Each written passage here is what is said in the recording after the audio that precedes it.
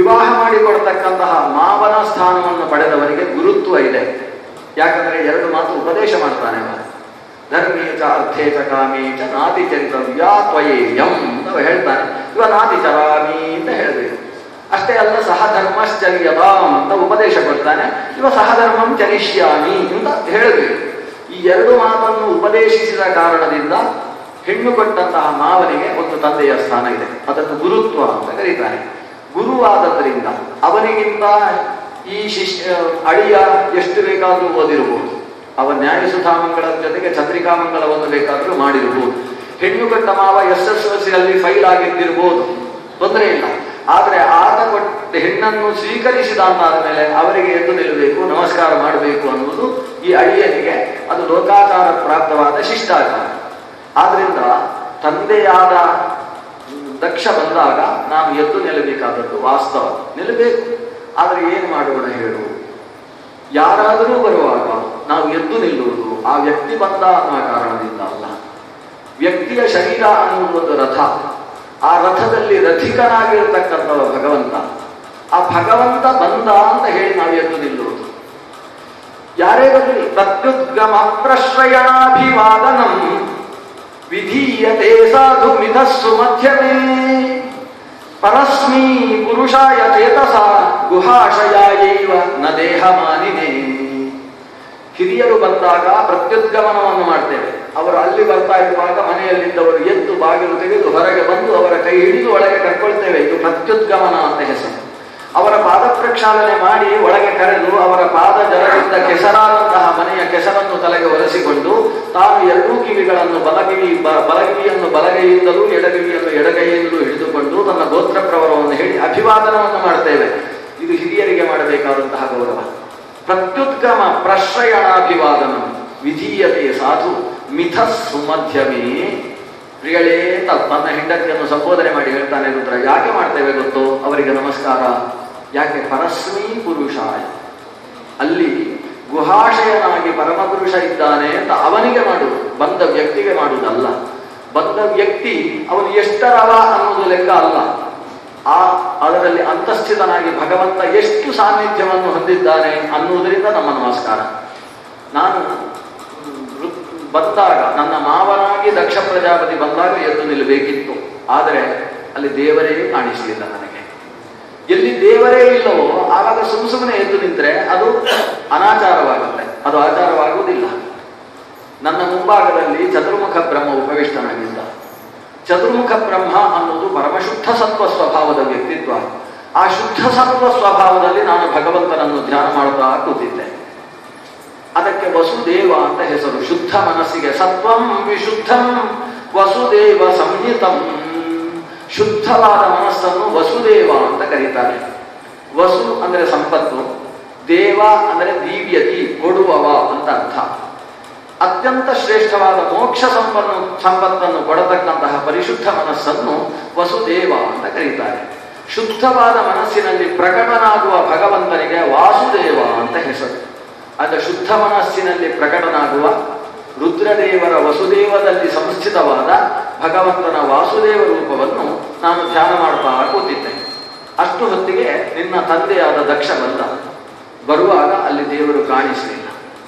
ಇವಳು ಕೇಳ್ತಾಳೆ, ಪ್ರತಿನಿತ್ಯ ನಮ್ಮ ದಕ್ಷ ಅಪ್ಪನಲ್ಲಿ ದೇವರು ಕಾಣಿಸ್ತಾ ಇದ್ದದ್ದು ಅದು ಯಾಕೆ ಅವತ್ತಿನ ದಿವಸ ನಿಮಗೆ ಕಾಣಿಸಲಿಲ್ಲ? ಅದು ಪ್ರತಿ ಸಲ ಕಾಣಿಸ್ತಿತ್ತು. ದೇವರು ಒಬ್ಬ ವ್ಯಕ್ತಿಯಲ್ಲಿ ಸಂಸ್ಥಿತನಾಗಬೇಕಾದರೆ ಆ ಮನಸ್ಸಿನಲ್ಲಿ ಕೊಳೆ ಇರಬಾರ್ದು. ಸಾಮಾನ್ಯವಾದ ಕೊಳೆಯಿಂದಾಗ ದೇವರು ಕೂತ್ಕೊಳ್ತಾನೆ. ಆದರೆ ಕೊಳೆಯಿಂದ ಅದು ಪೂರ್ಣವಾಗಿ ತುಂಬಿದ್ರೆ ಅಲ್ಲಿ ದೇವರು ಕೂತ್ಕೊಳ್ಳುವುದಿಲ್ಲ. ನಿನ್ನ ತಂದೆಯಾದ ದಕ್ಷ ಅವತ್ತು ಮಹಾಗರ್ವಿತನಾಗಿದ್ದ. ಅಹಂಕಾರ ಅನ್ನೋದು ಮನಸ್ಸಿನಲ್ಲಿ ಪೂರ್ತಿ ವ್ಯಾಪಿಸಿಕೊಂಡಿತ್ತು. ಅಹಂಕಾರವು ಅಲ್ಲಿ ದೇವರನ್ನು ಕೂತುಕೊಳ್ಳುವುದಕ್ಕೆ ಜಾಗವನ್ನು ಬಿಟ್ಟಿರಲಿಲ್ಲ. ಆದ್ರಿಂದ ಅಹಂಕಾರ ಮಲಿನವಾದಂತಹ ನಿನ್ನ ತಂದೆಯ ಮನಸ್ಸಿನಲ್ಲಿ ಭಗವಂತನನ್ನು ನಾನು ಕಾಣುವುದಕ್ಕೆ ಸಾಧ್ಯ ಆಗಲಿಲ್ಲ. ದೇವರು ಬರಲಿಲ್ಲ ಅಂತಾದ್ರೆ ಬರಿಯ ರಥ ಬಂದರೆ ಎದ್ದು ನಿಲ್ಲಬೇಕಾದ ಅವಶ್ಯಕತೆ ಇಲ್ಲ. ರಥದಲ್ಲಿ ದೇವರಿದ್ದಾಗ ಎದ್ದು ನಿಂತು ಆ ಹಗ್ಗ ಹಿಡಿದು ಎಳೆದು ನಾವು ಸೇವೆಯನ್ನು ಸಲ್ಲಿಸಬೇಕು. ರಥಸ್ಥಂ ಕೇಶವಂ ದೃಷ್ಟ ಪುನರ್ಜನ್ಮ ನವಿದ್ಯತೆ. ಹಾಗಾದ್ರೆ ರಥದಲ್ಲಿ ಏನೂ ಇಲ್ಲ ಅಂತಾದ್ರೆ ಏನು ಮಾಡಬೇಕು? ಯಾಕೆ ಎದ್ದು ನಿಲ್ಲಬೇಕು? ನಾನು ಎದ್ದು ನಿಲ್ಲಿಲ್ಲ. ಈಗ ಈಕೆಗೆ ಮಾತು ಕಟ್ಟಿ ಹೋಯಿತು. ನನ್ನ ತಂದೆಯಲ್ಲಿ ದೇವರಿಲ್ಲ ಅಂತ ಹೇಳಿಬಿಟ್ರಲ್ವಾ ನನ್ನ ಪತಿದೇವ ಅಂತ ಅಂತ ನನ್ನ ತಂದೆಯನ್ನು ಹೀಗೆ ಹೇಳಿದ್ರಲ್ವಾ ಅಂತ ಸ್ವಲ್ಪ ಅನಿಸಿರ್ಲಿಕ್ಕೂ ಸಾಕು ಆ ಸತೀದೇವಿಗೆ. ಅಲ್ಲದೆ ನನ್ನ ಪತಿ ಹೇಳುವುದರಲ್ಲಿ ತಪ್ಪು ಇಲ್ಲ ಅನ್ನೋದು ಸ್ಪಷ್ಟ ಇದೆ ಅವರಿಗೆ. ಸರಿಯಾಗಿ ನನ್ನ ಪತಿದೇವ ಯಾವತ್ತೂ ತಪ್ಪು ಹೇಳುವುದಕ್ಕೆ ಸಾಧ್ಯ ಇಲ್ಲ ಅನ್ನೋ ದೃಢತೆಯೂ ಕೂಡ ಇದೆ. ಆದರೆ ನಾನು ತವರು ಮನೆಗೆ ಈ ಒಂದು ಸುಸಂದರ್ಭದಲ್ಲಿ ಹೋಗದೆ ಹೋದರೆ ಹೇಗೆ ಅನ್ನುವ ಬೇಸರವೂ ಇದೆ. ಅದಕ್ಕೆ ಕೊನೆಗೆ ಹೇಳಿದ್ದವಳು, ನಾನು ನಿಮ್ಮಲ್ಲಿ ಚರ್ಚೆ ಮಾಡುವುದಿಲ್ಲ, ನೀವು ಮಾಡಿದ್ರು ಸರಿಯಾಗಿಯೇ ಇರಬಹುದು.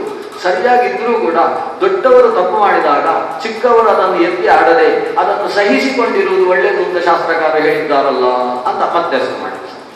ದೊಡ್ಡವರು ತಪ್ಪು ಮಾಡ್ತಾ ಇರ್ತಾರೆ, ದೊಡ್ಡವರು ತಪ್ಪು ಮಾಡಿದ್ರೆ ನಮ್ಮ ಜನ್ಮಾಂತರದ ಪಾಪಕ್ಕೆ ಪ್ರಾಯಶ್ಚಿತ್ತ ಅಂತ ತಿಳ್ಕೊಳ್ಬೇಕು, ಅದನ್ನು ಹಾಗೆ ನುಂಗಿಕೊಂಡು ನಾವು ಅದನ್ನು ಹೊಂದಿಸಿಕೊಂಡು ಹೋಗಬೇಕು.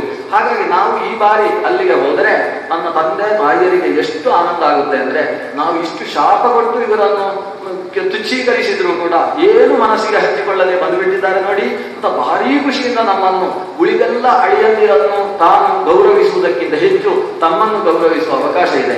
ಆದ್ರಿಂದ ಈ ಒಂದು ತಪ್ಪು ಸಂಬಂಧಿಕರಲ್ಲಿ ನಡೆದದ್ದನ್ನು ಸರಿ ಮಾಡುವ ಸದವಕಾಶವನ್ನು ಕೈ ಚೆಲ್ಲಬಾರದು ನಾವು ಅಂತ ಈಗ ಚರ್ಚೆಯನ್ನು ಮುಂದುವರಿಸಿದ್ವಿ.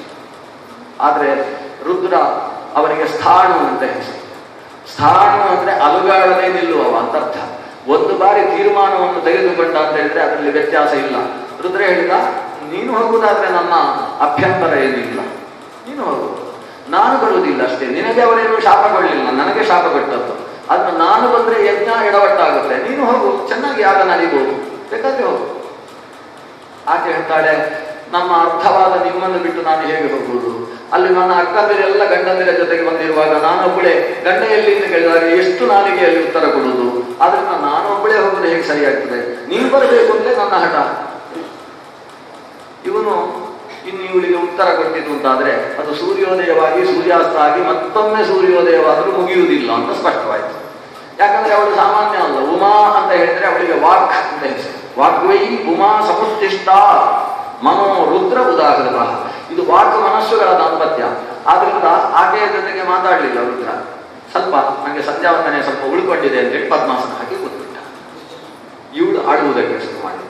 ಸ್ತ್ರೀಯರ ಕೊನೆಯೇ ಬ್ರಹ್ಮಾಸ್ತ್ರ ಮತ್ತು ಪಾಶುಪತಾಸ್ತ್ರ ಅದನ್ನು ಪ್ರಯೋಗಿಸಿದ್ದಾರೆ. ನಾನು ಈ ಬಾರಿ ಇವನನ್ನು ಕರೆದುಕೊಂಡೇ ಹೋಗುವುದರಲ್ಲಿ ಸಿದ್ಧಹಸ್ತಳು ಅಂತ ತೀರ್ಮಾನಿಸಿಕೊಂಡಿದ್ದಾಳೆ. ಅತ್ತು ಜೋರಾಗಿ ಅತ್ತಾಗ ರುದ್ರದೇವ ಕಣ್ಣು ಮುಚ್ಚಿಕೊಂಡು ಧ್ಯಾನ ಶುರು ಮಾಡಿದ. ಇವರು ಧ್ಯಾನ ಶುರು ಮಾಡಿದ ಮೇಲೆ ನಾನು ಎಷ್ಟು ಹತ್ರು ಅಷ್ಟೇ, ನಾಟಕ ಮಾಡಿದ್ರು ಅಷ್ಟೇ, ವಾಸ್ತವಿಕವಾಗಿ ಹತ್ರು ಅಷ್ಟೇ ಅಂತ ಆಕೆ ತೀರ್ಮಾನಿಸಿದ್ಲು. ಅಡುವನ್ನು ನಿಲ್ಲಿಸಿ ವಸ್ತ್ರಾಂತರಿಸಿದ್ಲು. ನಾನು ಹೊರಡ್ತಾ ಇದ್ದೇನೆ, ನೀವು ಬರುವುದಿಲ್ಲ, ಮತ್ತೊಮ್ಮೆ ಬರ್ತೀರೋ ಇಲ್ಲೋ ಅಂತ ಕೇಳ್ತಾ ಇದ್ದೇನೆ ಅಂತ ಹೇಳಿದ್ರು. ರುದ್ರದೇವ ಕಣ್ಣು ತೆರೆದ, ನೋಡಿದ, ಅಂತ ಒಂದು ಸಲ ತಲೆಯನ್ನು ಅಡ್ಡಕ್ಕೆ ಅಲುಗಾಡಿಸಿದ. ನೀವು ಬರುವುದಿಲ್ಲ, ಹಾಗಾದ್ರೆ ನಾನು ಹೋಗ್ತೇನೆ ಅಂತ 4 ಹೆಜ್ಜೆ ಮುಂದೆ ಹೋದವಳಿಗೆ ಏನೋ ಮನಸ್ಸು ಭಾರವಾಯಿತು. ನಾನು ಅಷ್ಟು ದೂರ ಹೋದ ಮೇಲೆ ಆದರೂ ಬಂದಿದ್ದಾರೋ ಅಂತ ತಿರುಗಿದ್ರೆ ಇವನು ಕಣ್ಣು ಮುಚ್ಚಿಕೊಂಡು ಧ್ಯಾನಾಸಕ್ತನಾಗಿ ರುದ್ರದೇವ ಕೂತಿದ್ದಾನೆ. ಹಿಂದಕ್ಕೆ ಬಂದು, ಇಲ್ಲ ನಂಗೊಬ್ಳಿಗೆ ಹೋಗ್ಲಿಕ್ಕೆ ಮನಸ್ಸಿಲ್ಲ ಅಂತ ಹೇಳಿದ್ರು. ಇದನ್ನು ಭಾಗವತ ಎಷ್ಟು ಚಂದ ವರ್ಣಿಸಿದೆ ಅಂದ್ರೆ, ಆ ಸಂಸ್ಕೃತದ ಶ್ಲೋಕಗಳನ್ನು ಹೇಳ್ತಾ ಅಧ್ಯಯನ ಮಾಡ್ತಾ ಹೋದ ಹಾಗೆ ಕಣ್ಣೀರು ಬರುತ್ತೆ. ನಮ್ಮ ಮನೆಯಲ್ಲಿ ಒಂದು ಇಂಥ ಘಟನೆ ನಡೆದ್ರೆ ಹೇಗಿರುತ್ತೆ ಹಾಗೆ ಅನಿಸಿಬಿಡುತ್ತೆ. ಮತ್ತೆ ಹಿಂದೆ ಬಂದು ರುದ್ರದೇವರ ಹತ್ತಿರಕ್ಕೆ ಬಂದು ತನ್ನ ಸೆರಗಿನ ಗಾಳಿಯನ್ನು ಬೀಸ್ತಾಳೆ. ಎಚ್ಚರ ಆಗ್ತದೋ ಅಂತ. ಎಚ್ಚರ ಆಗುವುದಿಲ್ಲ ಆ ಮನುಷ್ಯನಿಗೆ. ಯಾಕಂದ್ರೆ ಮನುಷ್ಯಾತೀತವಾದ ಶಕ್ತಿಯಲ್ಲಿ ಮನಸ್ಸನ್ನು ಪೂರ್ತಿ ಭಗವಂತನಲ್ಲಿ ನೆಲೆಗೊಳಿಸಿ ನಿಂತು ಬಿಟ್ಟಿದ್ದಾನೆ. ಆತ ಯೋಚಿಸಿದಂತೆ, ಇವಳನ್ನು ಹೋಗಬೇಡ ಅಂತ ನನ್ನ ಮನೆಯಲ್ಲಿ ಕುಳ್ಳಿರಿಸಿದ್ರೆ ಇಲ್ಲೇ ಪ್ರಾಣತ್ಯಾಗ ಮಾಡ್ತಾಳೆ, ಹೋಗು ಅಂತ ನಾನಲ್ಲಿ ಕಳಿಸಿದ್ರೆ ಅಲ್ಲಿ ಪ್ರಾಣತ್ಯಾಗ ಮಾಡ್ತಾಳೆ. ಒಟ್ಟಿನಲ್ಲಿ ಇವಳನ್ನು ಇನ್ನೂ ಉಳಿಸಿಕೊಳ್ಳುವುದಕ್ಕೆ ನನಗೆ ಭಾಗ್ಯ ಇಲ್ಲ. ಆದ್ರಿಂದ ನಾನು ಸ್ಥಾಣವಾಗಿರುವುದೇ ಚಂದ ಅಂತ ಹೇಳಿ ಪದ್ಮಾಸನ ಹಾಕಿ ಕೂತುಬಿಟ್ಟ. 2-3 ಬಾರಿ ಹೋಗುವುದು ಬರುವುದು ಮಾಡಿದ್ಲು. ಆಗ ಆ ಸತೀದೇವಿ ಚಂಡಿಯಾಗಿಬಿಟ್ಟು ಸಿಟ್ಟಿನ ಸ್ವರೂಪವಾದಳು. ಪ್ರಳಯಾಂತ ಸ್ವರೂಪವನ್ನು ತನ್ನ ಕಣ್ಣುಗಳಲ್ಲಿ ತೋರಿಸಿಕೊಂಡು, ನಾನು ಏನಾದರೂ ಹೋಗುವುದೇ ಸಿದ್ಧ ಅಂತ ಸಿಟ್ಟು ಮಾಡಿಕೊಂಡು ದಡದಡನೆ ಹೆಜ್ಜೆ ಹಾಕಿದ್ಲು. ಕೈಲಾಸದಿಂದ ಕೆಳಗಿಳಿಯುವ ಹೆಜ್ಜೆಯ ಪೆಟ್ಟಿಗೆ ಭೂಮಿ ನಡುಗಿತು. ಪ್ರಮಥಗಣಗಳು ನೋಡಿದವು, ಏನೋ ಹೆಚ್ಚು ಕಡಿಮೆ ಆಗುವ ಸಾಧ್ಯತೆ ಇದೆ, ಈಕೆಯ ಜೊತೆಗೆ ನಾವು ಹೋಗಬೇಕಾದದ್ದು ನಮ್ಮ ಕರ್ತವ್ಯವೆನಿಸುತ್ತೆ. ಹಾಗೆ ಆ ಹಿಮಾಲಯದಿಂದ ಪೂರ್ತಿ ದಕ್ಷಿಣದ ಕೆಳಗೆ ಇಳಿಯುತ್ತಾ ಅಲಕನಂದೆಯ ತೀರದ ಮೂಲಕ ಸಾಗಿ ಬರ್ತಾ ಇದ್ರೆ ಪ್ರಮಥಗಣಗಳು ಅದರ ಹಿಂದಿನಿಂದ ಧೂಳನ್ನು ಎಬ್ಬಿಸಿಕೊಂಡು ಸಾಗಿ ಬರ್ತಾ ಇದ್ದಾರೆ. ದಕ್ಷಾಂತರ ನಡೆದಂತಹ ಹರಿದ್ವಾರಕ್ಕೆ ಬರ್ತಾ ಇದ್ದಾರೆ. ಕೆಳಗೆ ಇಳಿದಿದ್ದಾರೆ. ಪ್ರಯಾಗ ಕ್ಷೇತ್ರ, ಅಲ್ಲಿಗೆ ಪ್ರಯಾಗ ಇದು ಹರಿದ್ವಾರದಲ್ಲಿ ನಡೆದಂತಹ ದಕ್ಷಾಂತರ. ಆ ಅಕ್ಷರಕ್ಕೆ ಆಕೆ ಇಳಿದು ಬರ್ತಾ ಇದ್ರೆ ಇಲ್ಲಿ ಉತ್ತರದ ಕಡೆಯಿಂದ ಧೂಳು ಕಾಣಿಸ್ತದಲ್ಲ ಅಂತ ಭೃಗುವೇ ಮೊದಲಾದ ಮಹರ್ಷಿಗಳು ಆಶ್ಚರ್ಯಪಟ್ಟರು.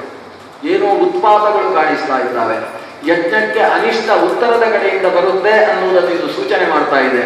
ಏನಾಗಿದೆ ಅಂತ ಜ್ಯೋತಿಷ್ಯ ಶಾಲೆ ಹಾಕಿ ನೋಡಿದ್ರು. ಯಜ್ಞ ವಿಘ್ನ ಒದಗುತ್ತೆ ಅನ್ನೋದು ನಿಶ್ಚಯವಾಯಿತು. ಅಷ್ಟು ಹೊತ್ತಿಗೆ ಪ್ರಮಥ ಗಣಗಳು ಅಲ್ಲಿಗೆ ಸನ್ನಿಹಿತವಾಗಿದ್ದಾರೆ. ಅವರು ಯಜ್ಞವಾಟಕ್ಕಿಂತ ದೂರದಲ್ಲಿ ನಿಂತಿದ್ದಾರೆ. ದಾಕ್ಷಾಯಿಣಿ ಸತೀದೇವಿ ಯಜ್ಞಾಧ್ವರವನ್ನು ಪ್ರವೇಶಿಸಿದ್ದಾಳೆ. ಒಳಗೆ ಬಂದಾಗ ಈಕೆ ಅಕ್ಕಂದಿರು ನನ್ನ ಒಬ್ಬಳು ತಂಗಿ ಬರಲಿಲ್ಲ, ಅವಳನ್ನು ನೋಡಬೇಕಿತ್ತು ಅಂತ ಆಸೆಯಿಂದ ಕಾದು ಕಾದು ಉತ್ತರದ ಕಡೆಯಿಂದ ಆಕೆ ಬರುವುದನ್ನು ಕಂಡು ಆನಂದ ಬಾಷ್ಪ ತುಂದಿರಾಗಿ ಬಂದು ಅಪ್ಪಿಕೊಂಡಿದ್ದಾರೆ. ಈಕೆಗೆ ಖುಷಿಯಾಯಿತು, ಅಕ್ಕಂದಿರು ಸಿಕ್ಕಿದ್ರು. ಆದ್ರೆ ಮೊದಲು ಅಪ್ಪನನ್ನು ನೋಡಬೇಕು. ಇಷ್ಟೆಲ್ಲ ಅಪ್ಪನ ಹತ್ರ ಹೇಳಬೇಕು, ನಿನ್ನ ಅಳಿಯ ಬರಲಿಲ್ಲ, ನಿನ್ನಿಂದಾಗಿ ಬರಲಿಲ್ಲ ಅಂತ ಒಂದು ಮಾತು ಹೇಳಬೇಕು ಅಂತ ಅಂದ್ಕೊಂಡು ಒಳಗೆ ಬರ್ತಾಳೆ. ಬಂದಾಗ ತಾಯಿ ಎಂದು ಬಂದು ಸ್ವಾಗತಿಸ್ತಾಳೆ. ಆದ್ರೆ ತಾಯಿಯ ಎಡಭಾಗದಲ್ಲಿ ಕುಳಿತಂತಹ ತಂದೆ ತಲೆ ತಿರುಗಿಸಿಕೊಂಡು ಕೂತಿದ್ದಾನೆ. ಬರೀ ತಂದೆ ಮಾತ್ರ ಅಲ್ಲ, ಪುರೋಹಿತರು ಕೂಡ ಈಕೆಯ ಮುಖವನ್ನು ನೋಡುವುದಿಲ್ಲ. ಭೃಗು ಮಹರ್ಷಿಯಾಗಲಿ ನಾನಾ ಥರದ ಋಷಿ ವಿಶೇಷಗಳಾಗಲಿ ಯಾರೂ ಈಕೆಯ ಮುಖವನ್ನು ನೋಡುವುದಿಲ್ಲ. ಯಜಮಾನ ಹೇಳಿದ ಹಾಗೆ ಪುರೋಹಿತರು ಯಜಮಾನರು ಹೇಳಿಬಿಟ್ಟಿದ್ದಾರೆ, ಈಗ ನನ್ನ ಒಬ್ಬಳು ಮಗಳು ಬರ್ತಾಳೆ ಅಥವಾ ಅಳಿಯನ್ನು ಬರ್ಲಿಕ್ಕೆ ಸಾಕು, ಯಾರು ಕೂಡ ಅವರು ಬಂದಾಗ ಎದ್ದು ನಿಲ್ಲತಕ್ಕದ್ದಲ್ಲ. ನಿಂತರೆ ಯಜ್ಞಾಂತ್ಯದಲ್ಲಿ ನಾನು ಪೂರ್ಣಾಹುತಿ ಮಾಡಿದ ಮೇಲೆ ನಿಮಗೆ ದಕ್ಷಿಣೆ ಕೊಡುವುದಿಲ್ಲ ಅಂತ ಹೇಳಿಬಿಟ್ಟಿದ್ದಾರೆ. ಹಾಗಾಗಿ ಈ ಪುರೋಹಿತರು ಯಜಮಾನ ಹೇಳಿದ್ದನ್ನು ನಡೆಸಬೇಕು ಅಂತ ಶಾಸ್ತ್ರದ ಆದೇಶ ಇದೆ. ದಕ್ಷಿಣೆಯ ಉದ್ದೇಶ ಮಾತ್ರ ಅಲ್ಲ. ಯಜಮಾನ ಅಂದ್ರೆ ಅದು ಒಂದು ದೇವತೆಯ ಸನ್ನಿಧಾನ ಇರತಕ್ಕಂತಹ ಒಂದು ಸ್ಥಾನ. ರುದ್ರನ ಸ್ಥಾನದಲ್ಲಿ ಯಜಮಾನ ಸ್ಥಾನವೂ ಕೂಡ ಒಂದು. ರುದ್ರನಿಗೆ ಅಷ್ಟಮೂರ್ತಿಗಳಿದ್ದಾರೆ. ರಸಾಘನ ರಸಾನಲ ನಿಲ ವಿಯದ್ ವಿವಸ್ವದ್ ವಿಧು ಪ್ರಯಷ್ಟ್ರಶು ನಿವಿಷ್ಟ ಮಿತ್ಯಜ ಭಜಾಮಿ ಮೂರ್ತ್ಯಷ್ಟಕಂ. ರುದ್ರನ ಅಷ್ಟಮೂರ್ತಿಗಳಲ್ಲಿ ಪ್ರಯಷ್ಟ್ರ ಅಂದ್ರೆ ಯಜಮಾನ ಅನ್ನುವುದು ಕೂಡ ರುದ್ರನ ಅಷ್ಟಮೂರ್ತಿಗಳಲ್ಲಿ ಒಂದು. ಅಂದ್ರೆ ಯಜಮಾನನಲ್ಲಿ ರುದ್ರನ ಸನ್ನಿಧಾನ ಇರ್ತದೆ. ಆ ರುದ್ರನ ಸನ್ನಿಧಾನ ಇರತಕ್ಕಂತಹ ದಕ್ಷನೇ ರುದ್ರನಿಗೆ ಆಹುತಿ ಇಲ್ಲ ಅಂತ ವ್ಯವಸ್ಥೆ ಮಾಡಿ ಇಟ್ಟಿದ್ದಾನೆ. ಅವನ ಆದೇಶವನ್ನು ಅನುಸರಿಸಿ ಯಾರು ಎದ್ದು ನಿಲ್ಲಿಲ್ಲ. ಆಕೆಗೆ ಅಲ್ಲಿ ತನ್ನ ಅಕ್ಕಂದಿರಿರ್ಬೋದು, ತನ್ನ ಭಾವಂದಿರಿರ್ಬೋದು, ತನ್ನ ತಾಯಿ, ಇವರು ಯಾರು ಅವಳಿಗೆ ಸ್ವಾಗತವನ್ನು ಸತ್ಕಾರವನ್ನು ಮಾಡಿದರೂ ಕೂಡ ಇಷ್ಟ ಆಗಲಿಲ್ಲ. ತಂದೆ ಇಡೀ ಮನೆಗೆ ಯಜಮಾನ, ಅವನಿಗೆ ನಾನು ಬಂದದ್ದು ಇಷ್ಟ ಇಲ್ಲ ಅಂದರೆ ಅದು ಯಾಕೆ ಇಷ್ಟ ಇಲ್ಲ ಅನ್ನೋದನ್ನು ಕೇಳಬೇಕು ಅನ್ನೋ ಹಠ ಮನಸ್ಸಿನಲ್ಲಿ ಬಂದಿದೆ. ಅವಳು ಯಾರ ಸತ್ಕಾರವನ್ನು ಸ್ವೀಕರಿಸಲಿಲ್ಲ. ಕುಡಿಯುವುದಕ್ಕೆ ಕೊಟ್ಟ ನೀರನ್ನು ನಿರಾಕರಿಸಿದ್ದಾಳೆ. ಸೀದಾ ತಂದೆಯ ಮುಂದೆ ಬಂದು ಕೂತಿದ್ದಾಳೆ. ಅಪ್ಪ ಅಂತ ಸಂಬೋಧನೆ ಮಾಡಿದ್ದಾಳೆ. ನೋಡು ನನ್ನನ್ನು. ಅಪ್ಪ ಅಂತ ಕಳೆದಾಗ ನೋಡದೆ ಹೋದ್ರೆ ಮರ್ಯಾದೆ ಹೋಗುತ್ತೆ ಅಂತ ದಕ್ಷ ಆಕೆಯ ಮುಖವನ್ನು ನೋಡಿದ. ಮುಖವನ್ನು ನೋಡಿದಾಗ ಮಾತಾಡಿಸ್ತಾನು ಅಂತ ನೋಡಿದ್ರೆ ಒಂದೂ ಮಾತು ಬರಲಿಲ್ಲ. ಇವಳಿಗೂ ಅವನನ್ನು ನೋಡುವ ಮನಸ್ಸಾಗಲಿಲ್ಲ. ಯಜ್ಞದ ಸ್ವಾರಸ್ಯ ಏನು ಅಂತ ಯಜ್ಞವನ್ನು ನೋಡ್ತಾಳೆ. ಪೂರ್ವದ ದಿಕ್ಕಿನಲ್ಲಿ ಸರಿಯಾದ ಕ್ರಮದಲ್ಲಿ ಬಲಿ ಆಹುತಿಗಳು ನಡೆದಿದೆ. ಆಗ್ನೇಯವನ್ನು ನೋಡಿದ್ರು, ಯಾಮ್ಯ ದಿಕ್ಕನ್ನು ನೋಡಿದ್ರು, ನೈಋತ್ಯವನ್ನು ನೋಡಿದ್ರು, ವಾರುಣ ದಿಕ್ಕನ್ನು ನೋಡಿದ್ರು, ವಾಯವ್ಯವನ್ನು ನೋಡಿದ್ರು, ಸೌಮ್ಯ ದಿಕ್ಕನ್ನು ನೋಡಿದ್ರು. ಈಶಾನ್ಯ ದಿಕ್ಕನ್ನು ನೋಡಿದಾಗ ಬೇಸರವಾಯಿತು. ಈಶಾನ್ಯ ದಿಕ್ಕಿನ ಅಧಿಪತಿ ಈಶಾನ ರುದ್ರ, ಆದ್ರೆ ಈಶಾನನಿಗೆ ಇಲ್ಲಿ ಬಲಿ ಕೊಡಲಿಲ್ಲ. ಅರುದ್ರ ಭಾಗಂ ತಮವೇಕ್ಷ್ಯ ಚಾಧ್ವರಂ. ಯಾವ ಅಧ್ವರದಲ್ಲಿ ರುದ್ರ ಭಾಗ ಸಂದಿಲ್ಲ ಅನ್ನೋದು ಆಕೆಗೆ ಸ್ಪಷ್ಟವಾಯಿತು. ಮನಸ್ಸಿನಲ್ಲಿ ತುಂಬ ಬೇಸರವಾಯಿತು. ಇಂತಹ ಒಂದು ಯಜ್ಞವನ್ನು ಯಾವುದಾದರೂ ವಿಧಿ ಹೇಳಿದೆಯೋ ಅಂತ ಆಕೆ ಪ್ರಶ್ನಿಸ್ತಾರೆ. ಯಾವ ವಿಧಿ ಇದೆ ಅಂತ ನೀವು ರುದ್ರಭಾಗ ಕೊಡದೆ ಯಾಗವನ್ನು ಮಾಡಿದ್ದೀರಿ? ಯಾಗ ಹೀಗೆ ನಡೆಯತಕ್ಕದ್ದು ಅಂತ ಶಾಸ್ತ್ರದಲ್ಲಿ ಆದೇಶ ಇದೆ. ಹೇಗೆ ಯಾಗ ನಡಿಬೇಕು ಅಂತ ವಿಧಿ ವಿಧಾನ ಇದೆಯೋ ಅದನ್ನು ಅನುಸರಿಸಿ ಯಜ್ಞವನ್ನು ನಡೆಸಬೇಕು. ಅವಿಧಿನಾ ಕೃತಂ ಅಕೃತಮೇವ, ಅಕೃತಮಿವ ಅಲ್ಲ. ವಿಧಿ ವಿರುದ್ಧವಾಗಿ ನಡೆದಿರತಕ್ಕಂಥದ್ದು ಅದು ಮಾಡದೇ ಇದ್ದ ಹಾಗೆ ಮಾತ್ರ ಅಲ್ಲ, ವಿಪರೀತವಾಗಿ ಮಾಡಿದ ಕಾರಣದಿಂದ ಅದು ಯಜಮಾನನ ಶಿರಸ್ಸನ್ನು ತರಿಸುವ ಯಜ್ಞವಾಗುತ್ತೆ. ನಾಸ್ತಿ ಯಜ್ಞ ಸಮೋರಿಪುಹು. ಯಜ್ಞ ಅನ್ನುವುದು ಸರಿಯಾದ ವಿಧಿಬದ್ಧವಾಗಿ ನಡೆದಾಗ ಎಷ್ಟು ಕಾಮಧೇನು ತುಲ್ಯವಾಗುತ್ತೋ ಅದೇ ಯಜ್ಞ ವಿಪರೀತವಾಗಿ ನಡೆಸಿದಾಗ ಅದು ನಾಶಕವಾಗುತ್ತೆ, ಶತ್ರು ತುಲ್ಯವಾಗುತ್ತೆ. ಅಂತಹ ಯಜ್ಞವನ್ನು ಯಾಕೆ ಮಾಡ್ತಾ ಇದ್ದೀವಿ? ಪುರೋಹಿತರು ಮಾತು ಹೇಳಿ ಎಲ್ಲಿಂಟು ಅಂತ ಕೇಳಿದ್ವಿ. ಹೀಗೆ ಯಾವ ಪುರಾಣದಲ್ಲಿದೆ, ಯಾವ ಕಲ್ಪಸೂತ್ರಗಳಲ್ಲಿದೆ, ಅಥವಾ ಯಾವ ಕಾರಿಕೆಗಳಲ್ಲಿದ್ದಾರೆ? ಶ್ರುತಿಯಲ್ಲಿ ಎಲ್ಲಿಯಾದರೂ ರುದ್ರನಿಗೆ ಆಹುತಿ ಕೊಡದೆ ಯಾಗವನ್ನು ಹೇಳಿದೆಯೋ? ಯಾಗ ಅಂದಾಗ ಇಂದ್ರ ರುದ್ರ ಶಿಷ್ಟಕೃತ್ಯಗಳಿಗೆ ಆಹುತಿ ಎಂಬುದು ಅನಿವಾರ್ಯವಾದದ್ದು. ಅವರಿಗೆ ಆಹುತಿ ಇಲ್ಲದೆ ಒಂದು ಯಜ್ಞ ನಡೆದ ಪಕ್ಷದಲ್ಲಿ ಅದಕ್ಕೆ ಯಜ್ಞತ್ವವೇ ಬಾಧಿತವಾಗುತ್ತೆ. ಹೇಗೆ ಈ ಯಜ್ಞವನ್ನು ನಡೆಸಿದ್ರಿ?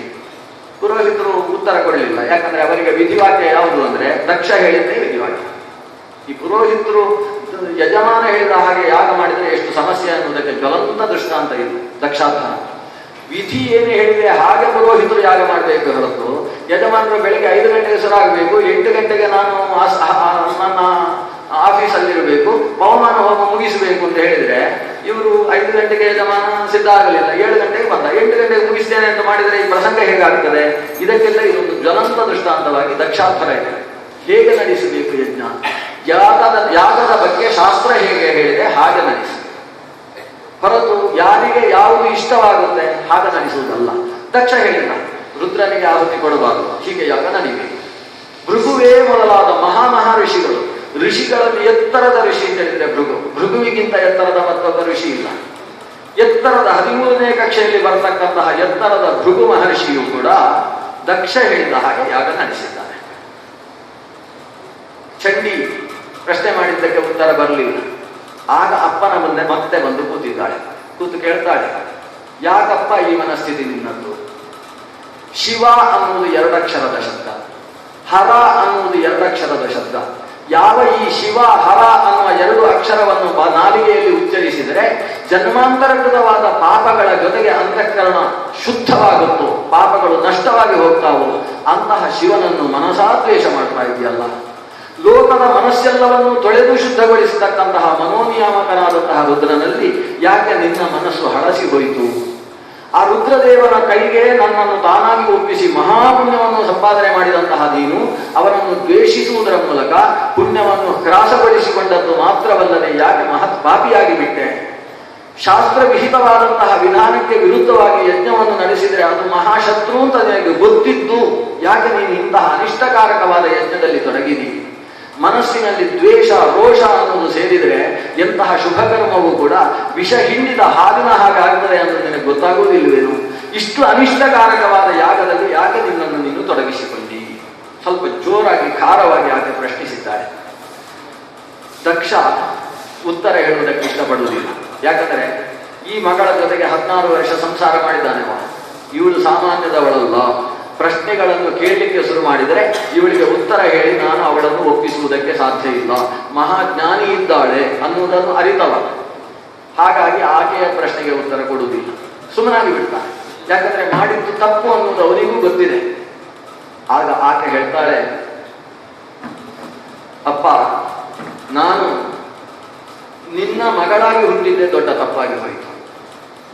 ನನ್ನ ಜೀವನದ ದೊಡ್ಡ ಪ್ರಾಪ್ತಿ ಏನು ಅಂತ ಹೇಳಿದರೆ ರುದ್ರದೇವರ ಅರ್ಧಾಂಗಿಯಾಗಿ ಬಿಟ್ಟೆ ನಾನು ಅನ್ನೋದು ದೊಡ್ಡ ಪ್ರಾಪ್ತಿ. ಅದಕ್ಕಿಂತ ದೊಡ್ಡ ಲಾಭ ನನಗೆ ಜೀವನದಲ್ಲಿ ಮತ್ತೊಂದಿಲ್ಲ. ಆದರೆ ಇವತ್ತು ನಿನ್ನ ಮಗಳು ಅನ್ನುವ ಕಾರಣದಿಂದ ಅವರ ಜೊತೆಗೆ ಸಂಸಾರ ಮಾಡುವುದು ಕಷ್ಟ ಆಗಿ ಹೋಗಿದೆ. ನನ್ನಲ್ಲಿ ಬಹಳ ಪ್ರೀತಿ ಅವರಿಗೆ. ತನ್ನ ಶರೀರವನ್ನು ಎಷ್ಟು ಪ್ರೀತಿಸ್ತಾರೋ ಅಷ್ಟು ತನ್ನನ್ನು ತಾನು ಪ್ರೀತಿಸ್ತಾರೆ. ಅಂತಹ ಅವರು ಆಗಾಗ ಪ್ರೀತಿಯಿಂದ ದಾಕ್ಷಾಯಣಿ ಅಂತ ನನ್ನನ್ನು ಕರೀತಾರೆ. ಆದರೆ ಈಗೀಗ ಹಾಗೆ ಕರೆಯುವುದಿಲ್ಲ. ದಾಕ್ಷಾಯಣಿ ಅಂತ ಹೇಳುವುದಕ್ಕೆ ಬಾಯಿ ತೆಗಿತಾರೆ. ದಾಕ್ಷ ಅಂತ 2 ಅಕ್ಷರಗಳು ಬಾಯಿಯಲ್ಲಿ ಬರ್ತಾ ಇದ್ದ ಹಾಗೆ ಅವರು ಹುಬ್ಬು ಗಟ್ಟಿಕ್ಕಿಕೊಳ್ತಾರೆ. ಬಾಯಿ ಒಣಗುತ್ತೆ, ನಿಮ್ಮ ನೆನಪಾಗುತ್ತೆ. ನೀವು ನಡೆಸಿದ ಅನಿಷ್ಟಗಳನ್ನು, ಅನರ್ಥಗಳನ್ನು, ಲೋಕಕಂಟಕ ಕೆಲಸಗಳನ್ನು ನೆನಪಿಸಿಕೊಳ್ತಾರೆ, ಸಿಟ್ಟು ಮಾಡಿಕೊಳ್ತಾರೆ. ನಮ್ಮಲ್ಲಿದ್ದಂತಹ ಪ್ರೀತಿಯ ಮಧ್ಯದಲ್ಲಿ ಹುಳಿ ಹಿಂಡಿದ ಹಾಗೆ ಆಗಿ ಹೋಗ್ತಾ ಇದೆ. ಈ ದಾಕ್ಷಾಯಣಿ ಅನ್ನುವ ಶರೀರದಿಂದ ಇಷ್ಟು ತೊಂದರೆಯಾಗಿದೆ. ನಾನು ಕೇವಲ ಸತೀದೇವಿಯಾಗಿದ್ದರೆ ನಮ್ಮ ಸಂಸಾರದಲ್ಲಿ ಕಷ್ಟ ಇರಲಿಲ್ಲ. ಆದರೆ ನಾನು ದಾಕ್ಷಾಯಣಿ ಆದ್ರಿಂದ, ದಕ್ಷನ ಮಗಳು ಅನ್ನುವ ಕಾರಣದಿಂದ ಈ ತೊಂದರೆಯಾಗಿದೆ. ಆದ್ದರಿಂದ ಎಲ್ಲಿಯ ತನಕ ಈ ಶರೀರ ದಕ್ಷನ ಮಗಳು ಅನ್ನುವ ಸ್ವರೂಪದಲ್ಲಿರುತ್ತದೋ ಅಲ್ಲಿಯ ತನಕ ನಾನು ಶಿವನ ಜೊತೆಗೆ ಸರಿಯಾಗಿ ಸಂಸಾರ ನಡೆಸುವುದಕ್ಕೆ ಸಾಧ್ಯವಿಲ್ಲದ ಪರಿಸ್ಥಿತಿ ಬಂದಿದೆ. ಹಾಗಾಗಿ ನಾನು ನಿನ್ನ ಕಣ್ಣು ಮುಂದೆಯೇ ಈ ಶರೀರವನ್ನು ತ್ಯಾಗ ಮಾಡುವ ನಿಶ್ಚಯ ಮಾಡಿದ್ದೇನೆ. ರುದ್ರದೇವ ಎಂದೂ ನನ್ನನ್ನು ಬಿಡಲಾರ. ಅಷ್ಟು ಪ್ರೀತಿಸುವಂತಹ ವ್ಯಕ್ತಿತ್ವ ನನ್ನ ಮನಸ್ಸು ಅವನ ಕಡೆಗೆ ಇದೆ. ಆದರೆ ಈ ಶರೀರದಿಂದ ಅವನ ಜೊತೆಗೆ ನಾನಿರುವುದು ಸರಿಯಲ್ಲ. ಇದು ದಕ್ಷನಿಂದ ಹೊರಬಂದಂತಹ ಉಚ್ಚಿಷ್ಟ, ಇದು ಬೇಡ, ಇದನ್ನು ಇಲ್ಲಿ ತ್ಯಜಿಸ್ತಾ ಇದ್ದೇನೆ ಅಂತ ಹೇಳಿ ಯಜ್ಞದ ಈಶಾನ್ಯ ದಿಕ್ಕಿನಲ್ಲಿ, ಯಾವ ದಿಕ್ಕಿನಲ್ಲಿ ರುದ್ರನಿಗೆ ಕೊಡಬೇಕಾದಂತಹ ಆಹುತಿಯ ಸ್ಥಾನ ಇತ್ತೋ ಆ ಸ್ಥಾನದಲ್ಲೇ ತಾನು ಈಶಾನ್ಯಕ್ಕೇ ಮುಖ ಮಾಡಿ ಯಜ್ಞವನ್ನು ಹಿಂಭಾಗದಲ್ಲಿಟ್ಟು ಪದ್ಮಾಸನ ಹಾಕಿ ಕೂತ್ಕೊಳ್ತಾಳೆ. ಕೂತುಕೊಂಡು ರುದ್ರನನ್ನು ಮನಸವಾ ಧ್ಯಾನಿಸ್ತಾಳೆ. ರುದ್ರಾಂತರ್ಯಾಮಿಯಾದ ಭಗವಂತನ ಚಿಂತನೆಯನ್ನು ಮೂಲಾಧಾರಾದಿ ಷಟ್ಚಕ್ರಗಳಲ್ಲಿ ಮಾಡಿಕೊಳ್ತಾಳೆ. ಅವೆಲ್ಲವನ್ನೂ ಒಟ್ಟು ಸೇರಿಸಿ ತಾನು ಆಜ್ಞಾಚಕ್ರಕ್ಕೆ ತಂದು ನಿಲ್ಲಿಸಿಕೊಳ್ತಾಳೆ. ಯಾವಾಗ ಆತ್ಮಶಕ್ತಿ ಅದು ಆಜ್ಞಾಚಕ್ರದಲ್ಲಿ ಎರಡು ಹುಬ್ಬುಗಳ ಮಧ್ಯೆ ಬಂತು, ಆವಾಗ ತನ್ನ ಶರೀರ ಯಾವುದರಿಂದ ಯಾವುದು ಹುಟ್ಟಿದೆ ಅನ್ನುವ ಉತ್ಪತ್ತಿ ಕ್ರಮವನ್ನು ಮೊದಲು ಧ್ಯಾನಿಸ್ತಾಳೆ. ಉತ್ಪತ್ತಿ ಕ್ರಮವನ್ನು ಧ್ಯಾನಿಸಿ ಅದೇ ಕ್ರಮದಲ್ಲಿ ಲಯ ಚಿಂತನೆಯನ್ನು ಮಾಡ್ತಾಳೆ. ತನ್ನ ಶರೀರದಲ್ಲಿದ್ದಂತಹ ಆಕಾಶದಲ್ಲಿ ಒಂದೊಂದು ಲಯವಾಗುವುದನ್ನು ಚಿಂತಿಸ್ತಾಳೆ. ಪಾರ್ಥಿವ ಭಾಗ ಅಪನಲ್ಲಿ, ಅಪು ತೇಜಸ್ಸಿನಲ್ಲಿ, ತೇಜಸ್ಸು ವಾಯುವಿನಲ್ಲಿ, ವಾಯು ಆಕಾಶದಲ್ಲಿ, ಆಕಾಶ ಅಹಂಕಾರ ತತ್ವದಲ್ಲಿ, ಅಹಂಕಾರ ತತ್ವ ಮಹತ್ತತ್ವದಲ್ಲಿ, ಆ ಮಹತ್ತತ್ವದಲ್ಲಿರತಕ್ಕಂತಹ ಸಮಗ್ರ ಈ ತತ್ವಗಳು ಕೊನೆಗೆ ಮೂಲ ಪ್ರಕೃತಿಯಲ್ಲಿ ಲಯವಾಗ್ತಾ ಇದ್ದಾವೆ ಅಂತ ಚಿಂತಿಸ್ತಾ ತನ್ನ ಆಜ್ಞಾಚಕ್ರದ ಧ್ಯಾನದಿಂದ ಶರೀರದಲ್ಲಿ ಅಗ್ನಿಯನ್ನು ಸೃಷ್ಟಿ ಮಾಡಿಕೊಳ್ತಾಳೆ. ಇದಕ್ಕೆ ಯೋಗಾಗ್ನಿ ಅಂತ ಹೆಸರು. ಯೋಗಾಗ್ನಿ ಸೃಷ್ಟವಾದದ್ದೇ ತಡ ಇಡೀ ಶರೀರ ಸುಟ್ಟು ಭಸ್ಮವಾಗುತ್ತೆ. ದಾಕ್ಷಾಯಣಿ ಶರೀರವನ್ನು ತ್ಯಜಿಸಿದ್ದಾಳೆ ಯೋಗ ಮಾರ್ಗದ ಮೂಲಕವಾಗಿ. ಅಷ್ಟಾದಾಗ ಅಲ್ಲಿ ಉತ್ಪಾದಗಳು ಕಾಣಿಸಿಕೊಳ್ತವೆ. ಪ್ರಮಥ ಗಣಗಳು ಸೇರಿದವುಗಳೆಲ್ಲ ಘರ್ಜನೆ ಝಂಕಾರಗಳನ್ನು ಮಾಡುವುದಕ್ಕೆ ಪ್ರಾರಂಭಿಸ್ತವೆ. ಇತ್ತ ದಕ್ಷನು ಕೂಡ ಬೆದರಿ ನಡುಗಿ ಬಿಡ್ತಾನೆ. ಏನಾಗಿ ಬಿಡುತ್ತೋ ಅಂತ ಹೆದರಿಕೊಳ್ತಾನೆ. ಅಷ್ಟರಲ್ಲಿ ಪ್ರಮಥ ಗಣಗಳು ಓಡಿ ಬಂದು ನಮ್ಮ ರಾಣಿಯಾದಂತಹ ಈಕೆಯನ್ನು ಸಾಯಿಸಿದವರು ಯಾರು ಅಂತ ಘರ್ಜಿಸಿದವು. ಇಡೀ ಯಜ್ಞವನ್ನೇ ಕಲರವ ಮಾಡಿ ಪುಡಿ ಮಾಡುವುದಕ್ಕೆ ಪ್ರಯತ್ನಿಸಿದರು. ಆದರೆ ಪುರೋಹಿತರಾದಂತಹ ಭೃಗು ಮಹರ್ಷಿಗಳು ಅದಕ್ಕೆ ಅವಕಾಶವನ್ನು ಕೊಡಲಿಲ್ಲ. ಅವರು ಯಜ್ಞಘ್ನ ಅನ್ನೋ ಒಂದು ಮಂತ್ರವನ್ನು ಉಚ್ಚರಿಸಿದರು. ಯಜ್ಞಘ್ನೇನ ಯಜುಷಃ ದಕ್ಷಿಣಾಗ್ನೌ ಜುಹಾವಹ.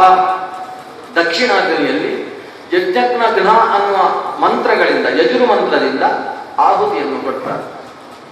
ಆಹುತಿ ಕೊಟ್ಟದ್ದೇ ತಡ ಅಲ್ಲಿ ದೇವತೆಗಳ ಆವಿರ್ಭಾವ ಆಗುತ್ತೆ. ಶಸ್ತ್ರಪಾಣಿಗಳಾದಂತಹ ಋಜುಗಳೆಂಬ ದೇವತೆಗಳು ಎದ್ದು ಬಂದು ಅವರು ಈ ಪ್ರಮಥ ಗಣಗಳನ್ನೆಲ್ಲ ಓಡಿಸಿಬಿಡ್ತಾರೆ. ಅಂತೂ ಯಜ್ಞ ಉಳಿಯಿತು. ಪ್ರಮಥ ಗಣಗಳು ಓಡಿ ಉತ್ತರದ ಕಡೆಗೆ ಹೋಗಿ ರುದ್ರನಿಗೆ ವಿಷಯವನ್ನು ತಿಳಿಸಿದ್ದಾರೆ. ಅಂತೂ ಈ ಯಜ್ಞದ ನಿಮಿತ್ತದಿಂದ ದಾಕ್ಷಾಯಣಿ ತನ್ನ ಶರೀರವನ್ನು ತ್ಯಜಿಸಿಕೊಂಡ. ಶರೀರ ತ್ಯಾಗಕ್ಕೆ ಮೂಲ ಕಾರಣ ಏನು? ಈತನ ರುದ್ರನನ್ನು ಅವಮಾನ ಮಾಡಲೇಬೇಕು ಎಂಬ ಹಠದಿಂದ ಮಾಡಿದಂತಹ ಯಜ್ಞ. ಸಮಗ್ರ ಈ ಪ್ರಕರಣದ ಹೊಣೆಯನ್ನು ಹೊರಬೇಕಾದವರು ದಕ್ಷ ಪ್ರಜಾಪತಿಗಳು. ವಸ್ತುತಃ ರುದ್ರನ ಹೊಣೆಗಾರಿಕೆಯೂ ಇದೆ. ಆದರೆ ದೊಡ್ಡವನಾದ ಮಾವ ಎಂಬ ಸ್ಥಾನದಲ್ಲಿರ್ತಕ್ಕಂತಹ ದಕ್ಷ ಪ್ರಜಾಪತಿ ಇದರ ಸಮಗ್ರ ಹೊಣೆಯನ್ನು ಹೊರಬೇಕಾದದ್ದು ಅಂತ ತೀರ್ಮಾನವಾಗುತ್ತೆ. ರುದ್ರದೇವ ಸಿಟ್ಟುಗೊಳ್ತಾನೆ. ಪ್ರಳಯಾಂತ ಸಿಟ್ಟನ್ನು ತೋರಿಸಿಕೊಳ್ತಾನೆ. ಜಟಾಜೂಟವನ್ನು ಬಿತ್ತಾನೆ. ವ್ಯೋಮಕೇಶನಾಗಿ ಕುಣಿದಾಡಿ ಬಿಡ್ತಾನೆ. ತಾಂಡು ಅನ್ನುವ ತಾಳಕ್ಕೆ ಅನುಗುಣವಾಗಿ ತಾಂಡವ ಹೆಜ್ಜೆಗಳನ್ನು ಹಾಕ್ತಾನೆ. ಆ ಹೆಜ್ಜೆಯ ಜಟಾಜೂಟದ ಪೆಟ್ಟು ಭೂಮಿಗೆ ತಾಗುವಷ್ಟು ಬಗ್ಗಿ ಕುಣಿತಾನೆ. ಜಟಾಜೂಟ ನೆಲಕ್ಕೆ ತಾಗಿದ್ದೇ ತಡ ಅಲ್ಲಿಂದ ಒಬ್ಬ ಕೃತ್ಯಾತ್ಮಕವಾದ ವೀರಭದ್ರೇಶ್ವರ ಅನಿಸಿದಂತಹ ರುದ್ರ ಸನ್ನಿಧಾನ ಭೂಯಿಷ್ಠವಾದ ಭೂತದ ಆವಿರ್ಭಾವವಾಗುತ್ತೆ. ಆ ಕೃತ್ಯ ರುದ್ರನ ಮುಂದೆ ಕೈ ಮುಗಿದು ಕೇಳುತ್ತೆ, ಏನು ಮಾಡಬೇಕು ಹೇಳು? ಕಿಂಕರವಾಣ್ಯಹಂ ಕಿಂಕರೋಸ್ಮಿ, ನಾನು ಮಾಡಬೇಕಾದದ್ದು ಏನು ಅಂತ ಕೇಳಿದ. ರುದ್ರ ಹೇಳಿದ, ಯಾವ ಅವಿಧಿನಾಕೃತವಾದ ಯಜ್ಞ ನಡೀತಾ ಇದೆ ಗಂಗಾ ತೀರದಲ್ಲಿ, ಆ ಯಜ್ಞವನ್ನು ಧ್ವಂಸಗೈದುವ ಅಂತ ಹೇಳಿದ. ವೀರಭದ್ರ ಹೊರಟ. ಯಜ್ಞಕ್ಕೆ ಕ್ಷಣ ಮಾತ್ರದಲ್ಲಿ ಆಗಮಿಸಿದ. ದೊಡ್ಡ ಪ್ರಮಥ ಗಣದ ಜೊತೆ ಸೇರಿ ಯಜ್ಞವನ್ನೆಲ್ಲ ಹಾನಿಗೆ. ಯಜ್ಞದಲ್ಲಿ ಕೆಲವು ಪ್ರಮಥ ಗಣಗಳು ಯಜ್ಞಾಗ್ನಿಯ ಮೇಲೆ ಮೂತ್ರವನ್ನು ಸುರಿಸಿದವು. ಯಜ್ಞದ ಸುಕ್ಸ್ರುವಗಳನ್ನು ಬಾಯಿಯಲ್ಲಿ ಕಚ್ಚಿ ತುಂಡು ಮಾಡಿ ಬಿಸಾಡಿದವು. ಗಂಗೆಯ ನೀರನ್ನು ತಂದು ಅಲ್ಲೆಲ್ಲ ಹಾಗೆ ಶುದ್ಧ ಮಾಡಿದವು. ಯಜ್ಞ ಮೂತ್ರದಿಂದ ಅಶುದ್ಧ ಆಗಬಾರದು ಅಂತೇಳಿ ಗಂಗೆಯ ನೀರನ್ನು ಹೊಯ್ದವು. ಒಟ್ಟು ಏನೇನೋ ಇಲ್ಲಿಯ ಮಂಗಗಳು ಮಾಡಿದ ಹಾಗೆ ಮಾಡಿದವು. ಎಲ್ಲವನ್ನು ಏನೇನೋ ಮಾಡಿ ಹಾಕಿದವು. ಪ್ರಮಥ ಗಣಗಳ ಈ ಕೆಲಸದಿಂದ ದಕ್ಷ ಪ್ರಜಾಪತಿ ಏನು ಮಾಡುವುದಕ್ಕೂ ತೋಚದೆ ನಿಂತಿದ್ದ. ಕೊನೆಗೆ ಅದೇ ವೀರಭದ್ರ ಅವನ ಪ್ರಮಥ ಗಣಗಳ ಜೊತೆಗೆ ಬಂದು ಒಬ್ಬೊಬ್ಬರಿಗೆ ಒಂದೊಂದು ಅಂಗಊನತೆಯನ್ನು ಮಾಡಿ ಹಾಕಿದ. ಒಬ್ಬರ ಕಾಲು ಮುರಿದ, ಕೆಲವರ ಕೈ ಮುರಿದ. ಪ್ರಧಾನ ಹೋತೃಗಳಾದಂತಹ ಭೃಗು ಮಹರ್ಷಿಗಳ ಉದ್ದವಾದ ಗಡ್ಡ ನೋಡಿದ. ಆ ಗಡ್ಡವನ್ನೇ ಎಳೆದು ಭರಭರನೇ ಎಳೆದು ಒಂದು ಕಂಬಳಿಯನ್ನು ಹರಿದರೆ ಹೇಗೆ ಶಬ್ದ ಬರ್ತದೆ ಹಾಗೆ ಶಬ್ದ ಬಂತಂತೆ. ಅಷ್ಟು ಗಡ್ಡವನ್ನು ಎಳೆದು ಬಿಸಾಕಿಬಿಟ್ಟು. ಗಡ್ಡ ಹೋದ ಮೇಲೆ ಅವರಿಗೆ ಭಾರಿ ಬೇಸರ ಅಂತೆ. ಯಾಕೋ ಗಡ್ಡದ ಮೇಲೆ ಬಹಳ ಆಸಕ್ತಿ ಭೃಗು ಮಹರ್ಷಿಗಳಿಗೆ. ಇನ್ನೊಬ್ಬರದ್ದು ಹಲ್ಲು ಹೋಯ್ತಂತೆ, ಏನೇನೋ ಹೋಯ್ತು. ಒಟ್ಟು ಯಜ್ಞದಲ್ಲಿ ಸೇರಿದವರು ಹಿಂದೆ ರುದ್ರನಿಗೆ ಅನೇಕರು ಬೈದಾಗ ದಕ್ಷ ಪ್ರಜಾಪತಿ ಶಾಪ ಕೊಟ್ಟಾಗ ಯಾರ್ಯಾರು ಅದಕ್ಕೆ ಚಪ್ಪಾಳೆ ತಟ್ಟಿದ್ರು ಅವರೆಲ್ಲರ ಕೈಯನ್ನೇ ಮುರಿದು ಹಾಕಿದ. ಯಾರು ಹಲ್ಲು ಕಿಸಿದಿದ್ದಾರೆ ಅವರ ಅಷ್ಟೂ ಹಲ್ಲುಗಳು ನೆಲಕ್ಕೆ ಬೀಳುವ ಹಾಗೆ ಮಾಡಿದ. ಭೃಗು ಮಹರ್ಷಿಗಳು ಗಡ್ಡವನ್ನು ನೇವರಿಸ್ತಾ ಇದ್ರಂತೆ, ಏನು ಶಾಪ ಕೊಟ್ಟರು ಅಂತ. ಆ ಗಡ್ಡವನ್ನೇ ಕಿತ್ತಾರೆ. ಅವನು ನೋಡಿರ್ಲಿಲ್ಲ, ಆದರೆ ಆ ರುದ್ರದೇವರ ಆವೇಶದ ಕಾರಣದಿಂದ ಅಂತಹ ಕೆಲಸ ನಡೆದು ಹೋಯಿತು. ಒಬ್ಬೊಬ್ಬರಿಗೆ ಒಂದೊಂದು ಶಾಸ್ತಿ, ರುದ್ರಾಪಮಾನನಕ್ಕೆ ಸಂಬಂಧಪಟ್ಟ ದೊಡ್ಡ ಶಾಸ್ತಿಯನ್ನು ವೀರಭದ್ರ ನಡೆಸಿದ. ಕೊನೆಗೆ ಯಾವ ಬಾಯಿಯಲ್ಲಿ ರುದ್ರನನ್ನು ಹೀಯಾಳಿಸಿದ್ದ ದಕ್ಷ ಪ್ರಜಾಪತಿ ಅಂತಹ ಬಾಯಿ ಸಹಿತವಾದ ತಲೆಯನ್ನು ಕತ್ತರಿಸಬೇಕು ಅಂತ ಪ್ರಯತ್ನಿಸಿದ. ಕತ್ತಿಯಿಂದ ತಲೆಗೆ ಹೊಡೆದಾಗ ಟಣ್ಣಿಂದ ಶಬ್ದವಾಗಿ ಕತ್ತಿಯೇ ತನ್ನ ಹರಿತವನ್ನು ಕಳೆದುಕೊಂಡಿದ್ದ ಹೊರತು ಇವನ ತಲೆಯನ್ನು ಕತ್ತರಿಸಲು ಸಾಧ್ಯವಾಗಲಿಲ್ಲ. ಯಾಕಂದರೆ ಅವನು ಯಜಮಾನ, ದೀಕ್ಷಿತನಾದ ಯಜಮಾನನಲ್ಲಿ ರುದ್ರನೇ ಸನ್ನಿಹಿತನಾಗಿದ್ದಾನೆ. ಹಾಗಾಗಿ ಯಜಮಾನನನ್ನು ಸಂಹರಿಸುವುದು ಸಾಧ್ಯವಾಗಲಿಲ್ಲ. ಆಗ ಈ ವೀರಭದ್ರನಲ್ಲಿ ಸಾಕ್ಷಾತ್ ರುದ್ರನೇ ಸನ್ನಿಹಿತನಾಗಿ ರುದ್ರನೇ ಬರ್ತಾನೆ. ರುದ್ರದೇವರೇ ಬಂದು ವೀರಭದ್ರನಲ್ಲಿ ಸನ್ನಿಹಿತನಾಗಿದ್ದುಕೊಂಡು, ಇದು ಯಜ್ಞ, ಈ ಯಜ್ಞದಲ್ಲಿ ಬಲಿ ಕೊಡಬೇಕಾದದ್ದು. ಬಲಿಗೋಸ್ಕರ ಪಕ್ಕದಲ್ಲಿ ಒಂದು ಆಡು ಇದೆ, ಆದರೆ ಆಡಿನ ತಲೆಯನ್ನು ನಾನು ಬಲಿ ಕೊಡುವುದಿಲ್ಲ. ಯಾಕಂದ್ರೆ ಆಡು ಏನು ತಪ್ಪು ಮಾಡಲಿಲ್ಲ. ತಪ್ಪು ಮಾಡಿರತಕ್ಕಂತಹ ಪಶುತ್ವವನ್ನು ತೋರಿಸಿದ್ದು ದಕ್ಷ, ಆದ್ರಿಂದ ದಕ್ಷನ ತಲೆಯನ್ನು ಬಲಿ ಕೊಡ್ತಾ ಇದ್ದೇನೆ ಅಂತ ಸಂಜ್ಞಾಪನ ಯೋಗವನ್ನು ಆಲೋಚಿಸಿದ. ಬಲಿ ಕೊಡುವುದು ಹೊರತು ಇದು ಕೊಲೆಯಲ್ಲ. ಯಜ್ಞದ ಕರ್ಮಾಂಗದಲ್ಲಿ ಸೇರಿರುವ ಒಂದು ಇದು ಬಲಿ ಪಶು ಅಂತ ಯೋಚನೆ ಮಾಡಿ ಯಾವಾಗ ಹೊಡೆದ ಆವಾಗ ತಲೆ ಯಜ್ಞಾಗ್ನಿಯ ಮಧ್ಯದಲ್ಲೇ ಬಿತ್ತು. ತಲೆ ಬಿತ್ತು. ಇದಕ್ಕೆ ಕಕಚ್ಛೇದ ಅಂತ ಹೆಸರು. ಕಾ ಅಂದರೆ ಪ್ರಜಾಪತಿ, ಕಾ ಅಂದರೆ ತಲೆ. ಕಾವನ್ನು ಛೇದ ಮಾಡಿದ್ರು ಅಂತ, ಪ್ರಜಾಪತಿಯ ತಲೆಯನ್ನು ಛೇದ ಮಾಡಿದರು. ಯಜ್ಞದಲ್ಲಿ ಬಿದ್ದು ಕ್ಷಣ ಮಾತ್ರದಲ್ಲಿ ಅದು ಮಾಯವಾಗಿ ಹೋಯಿತು. ಇಷ್ಟಾದಾಗ ಈ ಪ್ರಮಥಗಣ ಶಾಂತವಾಯಿತು. ಇಲ್ಲಿ ಇಷ್ಟು ನಡೆದಾಗ ವಿಶೇಷ ಏನು ಅಂದ್ರೆ ಅಲ್ಲಿಗೆ ಪ್ರಧಾನವಾಗಿ ಇಬ್ರು ಬಂದಿರಲಿಲ್ಲ. ಒಂದು ಬ್ರಹ್ಮದೇವರು, ಒಂದು ಮಹಾವಿಷ್ಣು, ಇಬ್ರು ಬರಲಿಲ್ಲ. ಯಾಕಂದ್ರೆ ಇಷ್ಟೆಲ್ಲ ಆಗಬೇಕು ಅಂತ ಹೇಳಿ ಅವರು ದೂರದಲ್ಲಿ ಕೂತಿದ್ರು. ಇಷ್ಟೆಲ್ಲ ಆದರೆ ಜನಕ್ಕೆ ಬುದ್ಧಿ ಬರುತ್ತೆ, ಯಜ್ಞ ಸರಿಯಾಗಿ ನಡೆಸಬೇಕು ಅಂದ್ರೆ ಜನರಿಗೆ ಬುದ್ಧಿ ಬರುವುದಕ್ಕೋಸ್ಕರ ಇವರಿಬ್ಬರು ಯಜ್ಞಕ್ಕೆ ಬಂದಿರಲಿಲ್ಲ. ಅವರು ಬಂದಿಲ್ಲದೆ ಇದ್ದವರಂದ್ರೆ ಈ ಗಡ್ಡ ಕಳೆದುಕೊಂಡವರು, ಕೈಕಾಲು ಮುರಿಸಿಕೊಂಡವರು ಎಲ್ಲ ಹೋದ್ರು. ಆಸ್ಪತ್ರೆಗೆ ಹೋಗಲಿಲ್ಲ, ಸೀದಾ ಬ್ರಹ್ಮನಾರಾಯಣರ ಹತ್ರ ಹೋದರು. ಹೀಗೀಗಾಗಿದೆ, ಯಜ್ಞ ಎಲ್ಲ ಹಾನಿಯಾಗಿದೆ. ಹೌದಾ ಹೌದಾ, ಆಶ್ಚರ್ಯವೋ ಆಶ್ಚರ್ಯ ಅಂತ ಇವರು ಒಂದು ಸೇರಿಸಿದ್ರು ಇವರಿಗೆ ಸಮಾಧಾನಕ್ಕೋಸ್ಕರ. ನಾವು ಯಾರಿಂದ ಆದದ್ದು? ರುದ್ರದೇವರ ಗಣದಿಂದ ಅಲ್ವಾ, ಹೋಗಿ ಅವರ ಹತ್ರವೇ ಕೇಳಿ ಸಮಾಧಾನ ಮಾಡಬೇಕಷ್ಟೇ, ಇನ್ನೇನು ಮಾಡುವುದು ಅಂತ ಬ್ರಹ್ಮದೇವರ ಸಹಿತವಾಗಿ ವಿಷ್ಣುವು ಕೂಡ ಹೌದಾ ಹೋಗಿ ರುದ್ರದೇವರನ್ನು ಬ್ರಹ್ಮದೇವರು ಸ್ತೋತ್ರ ಮಾಡುವುದೇನು? ಭಾರಿ ಸ್ತೋತ್ರ. ರುದ್ರನ ಒಳಗಿರುವ ವಿಷ್ಣುವನ್ನು ಬ್ರಹ್ಮದೇವರು ಸ್ತೋತ್ರ ಮಾಡ್ತಾರೆ. ರುದ್ರದೇವರು ಶಾಂತವಾಗಿದ್ದಾರೆ. ಶಾಂತವಾದ ಮೇಲೆ ಬ್ರಹ್ಮದೇವರಿಗೆ ಒಂದು ನಮಸ್ಕಾರ ಮಾಡ್ತಾರೆ. ಬ್ರಹ್ಮದೇವರು ಹೇಳ್ತಾರೆ, ಏನೋ ನಡೆದು ಹೋಗಿದೆ, ಆದರೆ ದಕ್ಷ ಪ್ರಜಾಪತಿಯ ಪತಿ, ಅವನಿಗೆ ಹೀಗಾಗಬಾರ್ದು. ನಡೆದಂತಹ ಯಜ್ಞ ಅರ್ಥದಲ್ಲಿ ನಿಲ್ಲಬಾರದು. ಅದಕ್ಕೆ ಏನಾದರೂ ವ್ಯವಸ್ಥೆ ಆಗಬೇಕು. ರುದ್ರದೇವ ಸಮಾಧಾನ ಆದಮೇಲೆ ಹೇಳ್ತಾನೆ, ಅದೆಲ್ಲ ವ್ಯವಸ್ಥೆ ನಾನು ನೋಡಿಕೊಳ್ತೇನೆ, ದಯವಿಟ್ಟು ನನ್ನಿಂದಾದ ಅಪಚಾರಗಳಿಗೆ ಕ್ಷಮಿಸಬೇಕು ಅಂತ ಬ್ರಹ್ಮ ನಾರಾಯಣರಿಗೆ ನಮಸ್ಕಾರ ಮಾಡ್ತಾನೆ. ರುದ್ರನೇ ಬರ್ತಾನೆ. ಬಂದು ಒಂದೊಂದು ವ್ಯವಸ್ಥೆ. ತಲೆ ಹೋದವರಿಗೆ ಬೇರೆ ತರ ಇಡುವ, ಕೈ ಹೋದವರಿಗೆ ಇನ್ನೊಬ್ಬರ ಕೈ, ಈ ಕಣ್ಣು ಹೋದವರಿಗೆ ಇನ್ನೊಬ್ಬರ ಕಣ್ಣಿಂದ ನೋಡಿದ್ರೆ ಸರಿ ಹೋಗಿ. ಅದೆಲ್ಲ ಹೇಗೆ ಅಂತ ನನ್ನ ಹತ್ರ ಕೇಳಬೇಕು. ಆಮೇಲೆ ಯಾರಾದ್ರೂ ದೊಡ್ಡವರು ಸಿಕ್ಕಿದಾಗ ಕೇಳಿ. ಅದು ದೇವಸ್ಯತ್ವ ಸವಿತು ಪ್ರಸವೇಶ್ವಿನೋರ್ಬಾಹುಭ್ಯಾಪೂಷ್ಣೋ ಹಸ್ತಾಭ್ಯಾನ್. ಇಲ್ಲಿ ಕೈ ಹೋಗಿದೆ ಅಲ್ವಾ ಅಶ್ವಿನಿ ದೇವತೆಗಳಿಗೆ, ಅವರು ಪೂಷಂ ದೇವತೆಗಳ ಕೈಯಿಂದ ಕೆಲಸ ಮಾಡಿ. ಕಣ್ಣು ಹೋದವರು ಅವರು ಇನ್ನೊಬ್ಬರ ಕಣ್ಣಿನಿಂದ ನೋಡ್ಲಿ. ಇಂಥದ್ದೆಲ್ಲ ಏನೋ ವಿಚಿತ್ರ ವ್ಯವಸ್ಥೆ. ಅದು ಇವತ್ತು ಈ ಕೆಲವು ಆಸ್ಪತ್ರೆಗಳಲ್ಲಿ ಯಾರ್ದೋ ಕಣ್ಣು ಯಾರಿಗೆ ಇಡುವುದೆಲ್ಲ ನಡೆಯುತ್ತಲ್ಲ, ಹಾಗೆ ಏನೋ ನಡೆದಿದೆ. ಇಲ್ಲಿ ಅವರ ಕಣ್ಣು ತೆಗೆದು ಇವರಿಗಿಡುವುದಲ್ಲ, ಅವರ ಕಣ್ಣು ಅವರಿಗಿದ್ದ ಹಾಗೆ ಅವರ ಕಣ್ಣಿನ ಒಂದು ಭಾಗ ಇವರಿಗಿಡುವುದು. ಇಂಥದ್ದೆಲ್ಲ ವ್ಯವಸ್ಥೆ. ಅದಕ್ಕೆ ಅಶ್ವಿನಿ ದೇವತೆಗಳೇ ಮುಂದೆ ನಿಂತುಕೊಂಡು ವೈದ್ಯರೆಲ್ಲ ಸೇರಿ ವ್ಯವಸ್ಥೆ ಮಾಡಿದ್ದಾರೆ. ಅಂದು ಕೈ ಇಲ್ಲದೆ ಇದ್ದವರು ಕೆಲಸ ಮಾಡುವುದಕ್ಕೆ ತೊಂದರೆ ಇಲ್ಲದೆ ಇರುವ ವ್ಯವಸ್ಥೆ ಆಯಿತು. ತಲೆ ಹೋದವರಿಗೆ ವ್ಯವಸ್ಥೆ ಬೇಕಿಲ್ಲ. ತಲೆ ಹೋದವ ಯಾರು? ಒಬ್ಬನೇ, ದಕ್ಷ ಪ್ರಜಾಪತಿ. ಅವನ ತಲೆ ಎಲ್ಲಿಗೆ ಹೋಗಿದೆ? ಯಜ್ಞಕ್ಕೆ ಹೋಗಿದೆ. ಯಜ್ಞಕ್ಕೆ ಯಾರ ತಲೆ ಹೋಗಬೇಕಿತ್ತು? ಪಕ್ಕದಲ್ಲಿದ್ದ ಆಡಿನ ತಲೆ ಹೋಗಬೇಕಿತ್ತು. ಆ ಆಡು ಮೇ ಮೇ ಅಂತ ಹೇಳಿಕೊಂಡು ಸುಮ್ಮನೆ ಕೂತಿದೆ. ನನ್ನ ತಲೆ ಯಾಕೆ ತೆಗಿಲಿಲ್ಲ ಅಂತ ಸುಮ್ಮನೆ ಕೂತಿದೆ. ಅದಕ್ಕೆ ರುದ್ರ ಹೇಳಿದ, ನೋಡಿ ಅದರ ತಲೆ ಇವನಿಗೆ ಹಾಕಿಲ್ಲ. ಆಡಿನ ತಲೆ ತೆಗೆದು ಇವನ ತಲೆ ಸೇರಿಸಿದ ಕೂಡಲೇ ದಕ್ಷನ ಹೊಸ ತಲೆ ಇಲ್ಲ. ಹಳೆ ಮಂಡೆ ಹೋಗಿ ಹೊಸ ಮಂಡೆ ಬಂತು ಅಂತ ಹೊಸ ತಲೆ ಬಂತು. ಈ ಹೊಸ ತಲೆಯಲ್ಲಿ ಹೊಸ ವ್ಯಕ್ತಿತ್ವವೇ. ರುದ್ರನ ಮೇಲೆ ಅಪಾರವಾದ ಭಕ್ತಿ. ಎಂಥ ತಪ್ಪು ಮಾಡಿದೆ ಅಂತಕ್ಕಂತಹ ಪ್ರಾಯಶ್ಚಿತ್ತ ಭಾವ, ಪಶ್ಚಾತ್ತಾಪ ಸ್ಥಿತಿ ಇವುಗಳಿಂದ ಕರಗಿದಂತಹ ಆತ ಆಡಿನ ಹಾಗೆಯೇ ರುದ್ರನನ್ನು ಸ್ತೋತ್ರ ಮಾಡಿದ. ಶ್ರೇಯಶ್ಚಮೆ ಯಶಶ್ಚಮೆ ಚಮೆ ಚಮೆ ಚಮೆ ಅಂತ ಅದು ಆಡಿದ ಹಾಗೆ ರುದ್ರನನ್ನು ವಿಚಿತ್ರವಾದ ಸ್ವರೂಪದಲ್ಲಿ ಸ್ತೋತ್ರ ಮಾಡಿದ.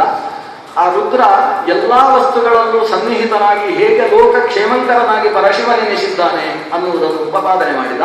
ಹೀಗೆ ರುದ್ರನನ್ನು ಸ್ತೋತ್ರ ಮಾಡ್ತಾನೆ. ತಲೆ ಹೋಗಬೇಕಾಗುತ್ತೆ, ಆದರೆ ಯಜ್ಞ ತಲೆಯನ್ನು ತೆಗೆಯುತ್ತೆ ಅನ್ನುವುದಕ್ಕೆ ಇದೊಂದು ದೃಷ್ಟಾಂತ. ಯಾವಾಗ ತಲೆ ಹೋಗುತ್ತೆ? ಶಾಸ್ತ್ರ ವಿಧಿಯನ್ನು ಮೀರಿ ಯಜಮಾನಾದಿ ವರ್ಗ ಹೇಳಿದ ಹಾಗೆ ಅವರಿಗೆ ಖುಷಿಯಾಗಬೇಕು ಅನ್ನುವ ರೀತಿಯಿಂದ ಯಜ್ಞವನ್ನು ನಡೆಸಿದಾಗ ಯಜ್ಞ ತಲೆಯನ್ನು ತೆಗೆಯುವ ಸಾಧ್ಯತೆ ಇದೆ. ದೀಕ್ಷಿತಂ ದಕ್ಷಿಣಾಹೀನಂ ಹೇಳ್ತಾರೆ. ಋತ್ವಿಜರು ಮಂತ್ರವನ್ನು ಎಡವಟ್ಟು ಮಾಡಿದರೆ ಋತ್ವಿಜರಿಗೆ ಯಜ್ಞ ಶತ್ರುವಾಗುತ್ತಂತೆ. ದ್ರವ್ಯದಲ್ಲಿ ಏನಾದರೂ ಯಜ್ಞದಲ್ಲಿ ಹೆಚ್ಚು ಕಡಿಮೆ ಆದರೆ ಅದು ಸಮುದಾಯಕ್ಕೆ ಪೆಟ್ಟು ಕೊಡುತ್ತಂತೆ. ಮಂತ್ರಹೀನಂತು ಋತ್ವಿಜಂ ದೀಕ್ಷಿತಂ ದಕ್ಷಿಣಾಹೀನಂ ನಾಸ್ತಿ ಯಜ್ಞ ಸಮೋರಿಪು ಅಂತ. ದಕ್ಷಿಣೆಯಲ್ಲಿ ಹೆಚ್ಚು ಕಡಿಮೆ ಮಾಡಿದರೆ ಯಜ್ಞ ದೀಕ್ಷಿತನಾದ ಯಜಮಾನನಿಗೆ ಪೆಟ್ಟಾಗುತ್ತೆ. ಹಾಗಾದರೆ ಯಜ್ಞದಲ್ಲಿ ವ್ಯತ್ಯಾಸ ಮಾಡುವ ಹಾಗಿಲ್ಲ. ಶಾಸ್ತ್ರ ವಿಹಿತವಾದ ಕ್ರಮದಲ್ಲಿ ಯಜ್ಞವನ್ನು ನಡೆಸತಕ್ಕದ್ದು. ಆದರೆ ದಕ್ಷ ಶಾಸ್ತ್ರವನ್ನು ಮೀರಿ ರುದ್ರನಿಗೆ ಆಹುತಿ ಕೊಡಬಾರದು ಅಂತಕ್ಕಂತಹ ಪ್ರತೀಕಾರದ ದೃಷ್ಟಿಯಿಂದ ಶ್ರೇಷ್ಠವಾದ ಯಜ್ಞವೆಂಬ ವೈದಿಕ ಪ್ರಕ್ರಿಯೆಯನ್ನು ಉಪಯೋಗಿಸಿಕೊಂಡ ಕಾರಣದಿಂದ ಅಲ್ಲಿ ಅವನ ತಲೆ ಹೋಗಬೇಕಾಯಿತು. ತಲೆ ಹೋಗಿ ಹೊಸ ತಲೆ ಬಂತು. ಹೊಸ ತಲೆ ಬಂದದ್ದು ಅದು ರುದ್ರನ ಆಶೀರ್ವಾದದಿಂದ. ಇಲ್ಲಿ ಹೋದರೆ ಹೋದ ತಲೆ ಬರಬೇಕು ಅಂತ ನಿಶ್ಚಯ ಏನೂ ಇರಲಿಲ್ಲ. ಇನ್ನೊಂದು ಗಮನಿಸಬೇಕಾದ ಅಂಶ, ಮಾವ ಮತ್ತು ಅಳಿಯ ಇಬ್ಬರು ಸ್ವಲ್ಪ ಜಾಗ್ರತೆಯಾಗಿರಬೇಕು. ಯಾಕಂದ್ರೆ ಅವರಿಬ್ಬರು ತಮ್ಮ ಪ್ರತಿಷ್ಠೆಗೋಸ್ಕರ ಏನಾದರೂ ಕಾದಾಟವನ್ನು ಪ್ರಾರಂಭಿಸಿದರೆ ಅದರಿಂದ ತೊಂದರೆಯಾಗುವುದು ಮಧ್ಯದಲ್ಲಿರತಕ್ಕಂತಹ ಕೊಟ್ಟ ಹೆಣ್ಣಿಗೆ, ಪಡೆದ ಹೆಣ್ಣಿಗೆ. ಆದ್ರಿಂದ ಮಗಳ ದೃಷ್ಟಿಯಿಂದ ಮಾವ ಜಾಗ್ರತೆಯಾಗಬೇಕು.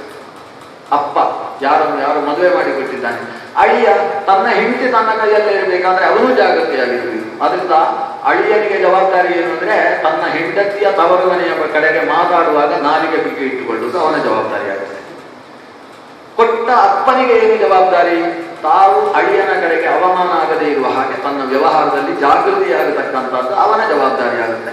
ಇಬ್ಬರು ಏನಾದರೂ ಎಡವಟ್ಟು ಮಾಡಿಕೊಂಡ್ರೆ ಅದನ್ನು ಅಲ್ಲೇ ಮಾತಾಡಿ ಸಮಾಧಾನ ಮಾಡಬೇಕೇ ಹೊರತು ಪ್ರತಿಷ್ಠಿತ ತನ್ನ ಪ್ರತಿಷ್ಠೆ ಅನ್ನುವ ಭಾವನೆಯಿಂದ ಮುಂದುವರಿಯತಕ್ಕದ್ದಲ್ಲ ಅನ್ನುವ ಸಂದೇಶವನ್ನು ಕೊಡುವ ಒಂದು ವಿಶಿಷ್ಟವಾದ ದಕ್ಷಾಧ್ವರ ಪ್ರಸಂಗ ನಡೆದು ಹೋಯಿತು.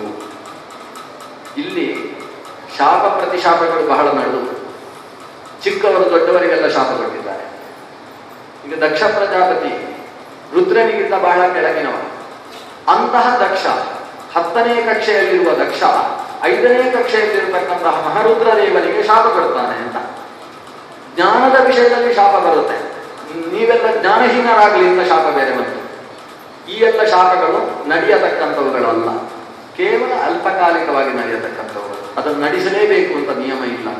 ಆದರೆ ಭಗವಂತನ ಸಂಕಲ್ಪ ಅನ್ನುವ ಕಾರಣದಿಂದ ಅಲ್ಪ ಸ್ವಲ್ಪ ಆ ಶಾಪಗಳು ಉಶಾಪಗಳು ನಡೆದು ರುದ್ರನಿಗೆ ಆಹುತಿ ಇಲ್ಲ ಅನ್ನುವ ಶಾಪ ನಡೀಲೇ ಇಲ್ಲ. ಇವತ್ತಿನ ತನಕವೂ ಯಾವುದೇ ಯಜ್ಞವಾಗಲಿ ಯಜ್ಞದಲ್ಲಿ ಶಿಷ್ಟಕೃತ್ ಅನ್ನುವ ಹೆಸರಿನಿಂದ ರುದ್ರನಿಗೊಂದು ಆಹುತಿಯನ್ನು ಕೊಡಲಿಲ್ಲ ಅಂದ್ರೆ ಯಜ್ಞ ಪೂರ್ತಿಯೇ ಆಗುವುದಿಲ್ಲ ಅನ್ನುವಷ್ಟು ಯಜ್ಞದಲ್ಲಿ ರುದ್ರ ಭಾಗ ಅನ್ನುವುದು ಅನಿವಾರ್ಯವಾಯಿತು. ದಕ್ಷನ ಶಾಪ ನೆಲೆ ನಿಲ್ಲಿಲ್ಲ ಅನ್ನುವುದು, ದೊಡ್ಡವರಿಗೆ ಚಿಕ್ಕವರು ಶಾಪವನ್ನು ಕೊಟ್ಟರೆ ಅದು ನಡೆಯುವುದಿಲ್ಲ ಅನ್ನುವುದಕ್ಕೆ ಇದೊಂದು ದೃಷ್ಟಾಂತ. ಇಲ್ಲಿಗೆ ಸ್ವಯಂಭುವ ಮನುವಿನ 3 ಹೆಣ್ಣು ಮಕ್ಕಳ ವಂಶಾವಳಿಗಳ ಕಥೆ ಪೂರ್ಣವಾಯಿತು. ಪ್ರಸೂತಿಯ ಕೊನೆಯ ಮಗಳು ಸತೀದೇವಿ ಆಗ ದಾಕ್ಷಾಯಿಣಿಯಾಗಿ ಹುಟ್ಟಿದ್ದು. ಇದರ ನಂತರದಲ್ಲಿ ಆ ದಾಕ್ಷಾಯಿಣಿಯನ್ನು ಶರೀರ ತ್ಯಾಗ ಮಾಡಿದ್ದಾಳೆ. ಆಕೆ ಮತ್ತೆ ಮೇನಾ ಅನ್ನುವ ಹಿಮವಂತನ ಪತ್ನಿಯಲ್ಲಿ ಪಿತೃಗಳ ಮಾನಸ ಕನ್ಯೆಯಾದಂತಹ ಮೇನೆಯಲ್ಲಿ ಮಗಳಾಗಿ ಹುಟ್ಟುತ್ತಾಳೆ. ಮೇನೆಗೆ 3 ಜನ ಮಕ್ಕಳು ಅಂತ ಪ್ರಾತಃ ಕಾಲದಲ್ಲಿ ಹೇಳಿದೆ ನಾನು. ಆ ಮಕ್ಕಳಿಗೆ ಹೆಸರು ಬಂದದ್ದು ಬಹಳ ವಿಚಿತ್ರ. ಆ 3 ಹೆಣ್ಣು ಮಕ್ಕಳು ಕೂಡ ತಪಸ್ಸಿಗೋಸ್ಕರ ಹೋದರಂತೆ. ತಪಸ್ಸು. ಈ ತಾಯಿ ಮೇನೆ ಹೇಳಿದ್ದು, ನೀವು ತಪಸ್ಸೆಲ್ಲ ಮಾಡಬಾರ್ದು, ಮನೆಯಲ್ಲಿ ಚೆನ್ನಾಗಿ ಊಟ ಮಾಡಿಬೇಕಾದ್ರೆ ತಪಸ್ಸು ಮಾಡಿ, ಹೋಗಿ ಈ ಕಾಡಿನಲ್ಲಿ ಕೂತು ಏನೂ ತಿನ್ನೋಲ್ಲ ಅಂತ ತಪಸ್ಸು ಮಾಡಿದರೆ ನಮಗೆ ಮನೆಯಲ್ಲಿ ಅಡಿಗೆ ರುಚಿಸೋಲ್ಲ, ನೀವು ಹಾಗೆ ಮಾಡಬೇಡಿ. ಆದರೆ ಇವರು ಕೇಳಿ, ನಾವು ಮನೆಯಲ್ಲಿ ಊಟ ಮಾಡುವುದಿಲ್ಲ, ಕಾಡಿನಲ್ಲಿ ಏನಾದರೂ ತಿಂತೇವೆ. ಹಾಗೆ ಕಾಡಿನಲ್ಲಿ ಒಬ್ಬಳು ದಿವಸಕ್ಕೆ 1 ಎಲೆ ತಿಂದುಕೊಂಡು ತಪಸ್ಸು ಮಾಡಿದ್ರು. ಹೌದು, ಬೇವಿನ ಸೊಪ್ಪು ತಿಂತಾ ಇದ್ದದ್ದಲ್ಲ, ಪುಟ್ಟದಾಗಿ ಅಶ್ವತ್ಥದ ತರಗೆಲೆ ಕೆಳಗೆ ಬಿದ್ದದ್ದನ್ನು ಒಂದು ಎಲೆ ತಿನ್ನುವುದು, ಅಷ್ಟೇ ಆಹಾರವು ಬೆಳೆದು.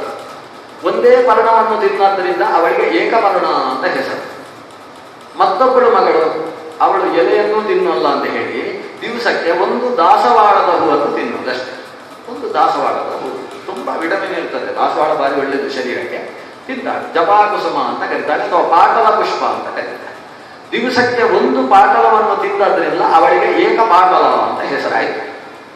ಇನ್ನೊಬ್ಬಳು ಮೂರನೇ ಮಗಳಿದ್ದಾಳೆ, ಅವಳು ಎಲೆಯನ್ನೂ ತಿನ್ನುವುದಿಲ್ಲ, ಪಾಟಲವನ್ನು ತಿನ್ನುವುದಿಲ್ಲ. ಅಲ್ಲ, ಪಾಟಲ ತಿನ್ನದೆ ಹೋದರೆ ತೊಂದರೆ ಇಲ್ಲ, ಒಂದು ಎಲೆಯನ್ನಾದ್ರೂ ತಿನ್ನಬಾರ್ದು ಅಂತ ಈ ತಾಯಿ ಮೇಲೆ ಬಂದು ಕೇಳಿದ್ರು. ನನಗೆ ಮನಸ್ಸಿಲ್ಲ, ನಾನು ಕಠೋರ ತಪಸ್ಸು ಮಾಡಬೇಕು, ನಾನು ಪರ್ಣವನ್ನೂ ತಿನ್ನುವಲ್ಲ ಅಂತ ಹೇಳಿ. ಪರ್ಣವನ್ನೂ ತಿನ್ನದೇ ಇದ್ದ ಆಕೆಗೆ ಅಪರ್ಣ ಅಂತ ಹೆಸರಾಯಿತು. ನವಿದ್ಯತೆ ಪರ್ಣಮಪಿ ಆಹಾರವೇನ ಯಸ್ಯಾಹ, ಪರ್ಣವೂ ಕೂಡ ಆಹಾರವಾಗಿ ಯಾರಿಂದ ಸ್ವೀಕರಿಸಲ್ಪಟ್ಟಿಲ್ಲೋ ಆಕೆಗೆ ಅಪರ್ಣ ಅಂತ ಹೆಸರು. ಈ 3 ಜನ ತಪಸ್ಸು ಮಾಡ್ತಾ ಇದ್ದಾರೆ. ಆ ಅಪರ್ಣೆಯ ಘೋರವಾದ ತಪಸ್ಸನ್ನು ನೋಡಿ ತಾಯಿಯಾದ ಮೇನೆಗೆ ಹೆದರಿಕೆ ಆಯ್ತಂತೆ. ಒಂದು ಬಾರಿ ತಪಸ್ಸು ಮಾಡ್ತಾ ಇದ್ದ ಅವರ ಹತ್ರ ಬರ್ತಾಳೆ. ಬಂದ ಮೇಲೆ ಹೇಳ್ತಾಳೆ, ಊ ಮಾ ಅಂತ ಹೇಳ್ತಾಳೆ. ಇದು ಸಂಸ್ಕೃತದ ಶಬ್ದ. ಕನ್ನಡದಲ್ಲಾದ್ರೆ ಮಗಳೇ ಬೇಡ ಬೇಡ ಅಂತ ಇಷ್ಟೆಲ್ಲ ಹೇಳ್ಬೇಕು, ಸಂಸ್ಕೃತದಲ್ಲಿ ಅಷ್ಟೇ ಹೇಳಬೇಕಾಗಿಲ್ಲ. ಊ ಮಾ ಹೇಳಿದ್ರೆ ಸಾಕ. ಊ ಅಂದ್ರೆ ಪ್ರಿಯ ಮಗಳೇ ಅಂತ ಅರ್ಥ, ಅದು ಸಂಬೋಧನೆ. ಮಾ ಅಂದ್ರೆ ಬೇಡಮ್ಮ ಅಂತ. ಇಷ್ಟು ಕಠೋರ ತಪಸ್ಸು ಮಾಡಬೇಡ ಅಂತ. ಇವಳು ಊ ಮಾ ಅಂತ ಕರೆದ್ರಿಂದ ಅವಳಿಗೆ ಉಮಾ ಅಂತ ಒಂದು ಹೊಸ ಹೆಸರಾಯಿತು. ಮೊದಲು ಅಪರ್ಣ ಅಂತ ಹೆಸರಿತ್ತು, ಮಗಳೇ ಅಂಥ ತಪಸ್ಸು ಬೇಡ ಅಂತ ಹೇಳಿದ್ರಿಂದ ಉಮಾ ಅಂತ ಮತ್ತೊಂದು ಹೆಸರಾಯಿತು. ಅವಳ ಸಾಧನೆಗೆ ಸಂಬಂಧಪಟ್ಟ 2 ಹೆಸರುಗಳು. ಪರ್ವತನ ಮಗಳಾದ್ರಿಂದ ಆಕೆಯನ್ನು ಪಾರ್ವತಿ ಅಂತ ವ್ಯವಹಾರ ಮಾಡ್ತಾ ಇದ್ರು. ಗಿರಿಯಿಂದ ಹುಟ್ಟಿದವಳಾದ್ರಿಂದ ಗಿರಿಜಾ ಅಂತ ವ್ಯವಹಾರ ಮಾಡ್ತಾ ಇದ್ರು. ಅಂಥವಳು ರುದ್ರನನ್ನು ಕುರಿತು ತಪಸ್ಸು ಮಾಡ್ತಾ ಇದ್ದಾಳೆ. ರುದ್ರ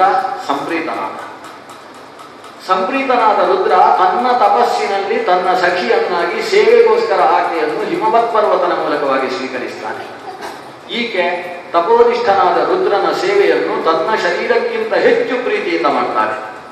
ಅದರಿಂದ ಸಂತೃಪ್ತನಾದಂತಹ ಶಿವ ಒಂದು ಬಾರಿ ಆಕೆಯ ಕಡೆಗೆ ಕಣ್ಣುಗೊಟ್ಟು ನೋಡ್ತಾ ಇರುವಾಗ ಮನ್ಮಥ ಇಂದ್ರ ಪ್ರೇರಿತನಾಗಿ ಬಾಣಪ್ರಯೋಗ ಮಾಡಿದಾನೆ. ಆದರೆ ರುದ್ರನ 3ನೇ ಕಣ್ಣಿನ ಅಗ್ನಿಯಿಂದ ಸುಟ್ಟು ಭಸ್ಮವಾದ. ಯಾವಾಗ ಮನ್ಮಥನೂ ಅನಂಗನಾಗಿ ಹೋದ, ಆವಾಗ ಈಕೆ ಥರಥರನೆ ನಡುಗಿಬಿಟ್ಟು. ಆದರೆ ಆ ಮನ್ಮಥ ಪ್ರಯೋಗ ಮಾಡಿದಂತಹ ಶಸ್ತ್ರ ವ್ಯರ್ಥವಾಗಲಿಲ್ಲ. ಈಕೆಯ ಸಾಧನೆಯನ್ನು ಕಂಡಂತಹ ಶಿವ ಈಕೆಯನ್ನು ತನ್ನ ಅರ್ಧಾಂಗಿಯನ್ನಾಗಿ ಸ್ವೀಕರಿಸ್ತಾನೆ. ಹೀಗೆ ಹಿಂದೆ ಯಾವಾಕೆ ದಕ್ಷನ ಮಗಳಾಗಿ ಸತೀಂತ ನಾನಾಂಕಿತಳಾಗಿದ್ದಳೋ ಅದೇ ದಾಕ್ಷಾಯಿಣಿ ಹಿಮವತ್ ಪರ್ವತನ ಮಗಳಾಗಿ ಅಪರ್ಣೆಯಾಗಿ ಉಮೆಯಾಗಿ ಗಿರಿಜೆಯಾಗಿ ಪಾರ್ವತಿಯಾಗಿ ಈ ಶಿವನ ಶಿವಾನಿ ಅನ್ನುವ ಹೆಸರಿನಿಂದ ಶಿವಪತ್ನಿಯಾಗಿ ಶೋಭಾಯಮಾನವಾಗಿದ್ದಾಳೆ. ಮತ್ತೆ ಅವರಲ್ಲಿ ಮೊದಲೊಂದು ಮಗು ಹುಟ್ಟಿತು. ಅದರ ಬಗ್ಗೆ ಭಾಗವತ ಒಂದು 6 ಶ್ಲೋಕಗಳಲ್ಲಿ ಹೇಳ್ತದೆ. ಶಿವ ಮತ್ತು ಪಾರ್ವತಿಯರ ಸಂಸಾರ. ಪಾರ್ವತಿಯ ಜೊತೆಗೆ ಸಂಸಾರ ಮಾಡ್ತಾ ಇದ್ದಾನೆ. ಶಿವ ಪಾರ್ವತಿಯ ಜೊತೆಗಿದ್ದಾಗ ಯಾವ ಊರಿಗೂ ಬರುವುದಿಲ್ಲಂತೆ. ಒಂದು ಕಡೆಯಲ್ಲಿ ಕೈಲಾಸದಲ್ಲಿ ನೆಲೆ ನಿಂತು ಬಿಟ್ಟಿದ್ದಾನೆ. ಇಂದ್ರಾದಿಗಳಿಗೆ ಸಮಸ್ಯೆಯಾಗಿ, ಯಾಕಂದ್ರೆ ಒಬ್ಬ ತಾರಕಾಸುರ ಅನ್ನುವ ಸಿಕ್ಕಾಪಟ್ಟೆ ತೊಂದರೆ ಕೊಡ್ತಾ ಇದ್ದಾನೆ. ಸೇನಾನಿಯಾಗಿ ಅವನನ್ನು ಸಾಯಿಸಬಲ್ಲವ ಅಂತ ಹೇಳಿದ್ರೆ ಶಿವನ ಮಗ ಅಂತ ಅವ ವರ ಕೇಳಿದ್ದಾನೆ. ಹೆಂಡತಿ ಇಲ್ಲದಿಂದ ಶಿವನಿಗೆ ಮಕ್ಕಳಾಗಲಿಕ್ಕೆ ಸಾಧ್ಯ ಇಲ್ಲ ಅನ್ನೋ ಆಲೋಚನೆಯಿಂದ ಅವ ವರ ಕೇಳಿದ್ದಾನೆ. ಆದರೆ ಇವತ್ತು ಶಿವನಿಗೆ ಮದುವೆಯಾದರೂ ಕೂಡ ಮಕ್ಕಳಾಗಲಿಲ್ಲ ಅನ್ನೋ ಕಾರಣದಿಂದ ಇಂದ್ರಾದಿಗಳು ಏನಾದರೂ ಕಾರ್ಯಭಾರ ಮಾಡಬೇಕು ಅಂತ ಆಲೋಚಿಸಿದರು. ಹಾಗಾಗಿ ಶಿವ ಪಾರ್ವತಿಯರು ಇರತಕ್ಕಂತಹ ಪ್ರದೇಶಕ್ಕೆ ಅಗ್ನಿಯನ್ನು ಕಳಿಸಿಕೊಡ್ತಾರೆ. ಸ್ವಲ್ಪ ಹೋಗಿ ಶಿವನನ್ನು ಎಚ್ಚರಿಸಬೇಕು ಅಂತ. ಅಗ್ನಿಗೆ ಎಲ್ಲಿ ಪ್ರವೇಶ ಮಾಡಿದ್ರೂ ತೊಂದರೆ ಇಲ್ಲ. ಏಕಾಂತದಲ್ಲಿದ್ದಂತಹ ಶಿವನ ಸನ್ನಿಧಾನಕ್ಕೆ ಅಗ್ನಿ ಪ್ರವೇಶ ಮಾಡಿದ. ಅಗ್ನಿ ಬಂದದ್ದನ್ನು ನೋಡಿ ಪಾರ್ವತಿ ಬಹಳ ಲಜ್ಜೆಯಿಂದ ಎದ್ದು ವಸ್ತ್ರವನ್ನು ಸರಿಪಡಿಸಿಕೊಳ್ಳುವುದಕ್ಕೆ ಮುಂದಾದಾಗ ಶಿವ ತನ್ನ ಪ್ರಜನನ ಶಕ್ತಿಯನ್ನು ನೆಲದಲ್ಲಿ ಚೆಲ್ಲಿದಂತಹ ವೀರ್ಯ ಶಕ್ತಿಯಿಂದ ಭೂಮಿ ಸುಡುವುದಕ್ಕೆ ಪ್ರಾರಂಭವಾಯಿತು. ಶಿವವೀರ್ಯವನ್ನು ಧರಿಸುವುದಕ್ಕೆ ಭೂಮಿಗೆ ಸಾಧ್ಯವಾಗಲಿಲ್ಲ. ಪಾರ್ವತಿ ದೇವಿ ಸಿಟ್ಟು ಮಾಡಿಕೊಂಡು ನಾನು ಧರಿಸಬೇಕಿದ್ದ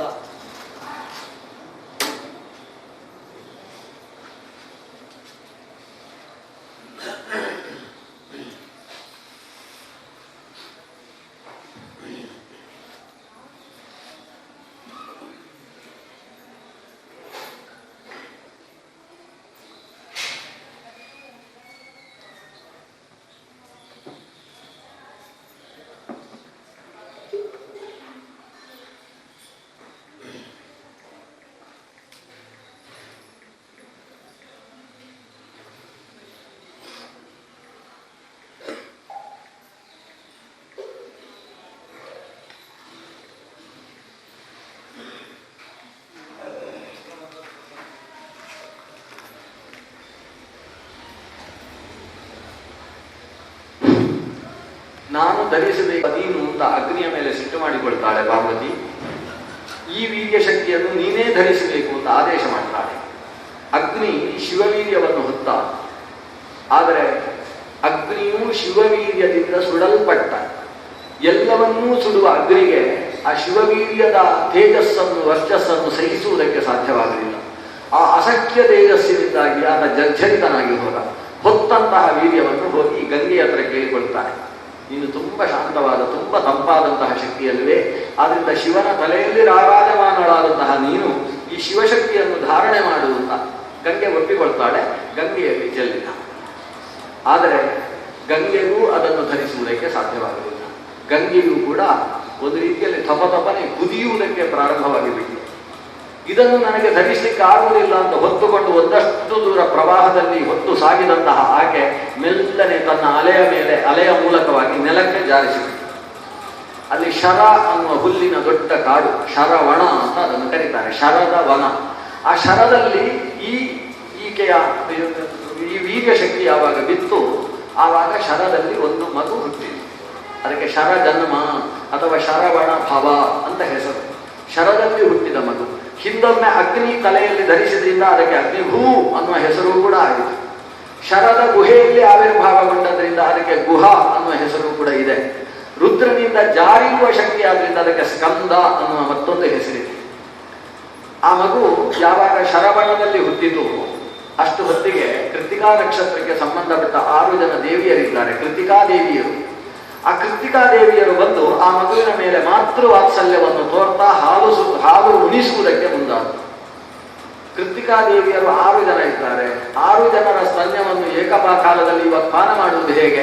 ಇದ್ದಕ್ಕಿದ್ದಾಗೆ ಆ ಮಗುವಿಗೆ 6 ತಲೆ ಉಂಟಾಯಿತು. ಷಡಾನನ ಅಂತ ಹೆಸರಾಯಿತು.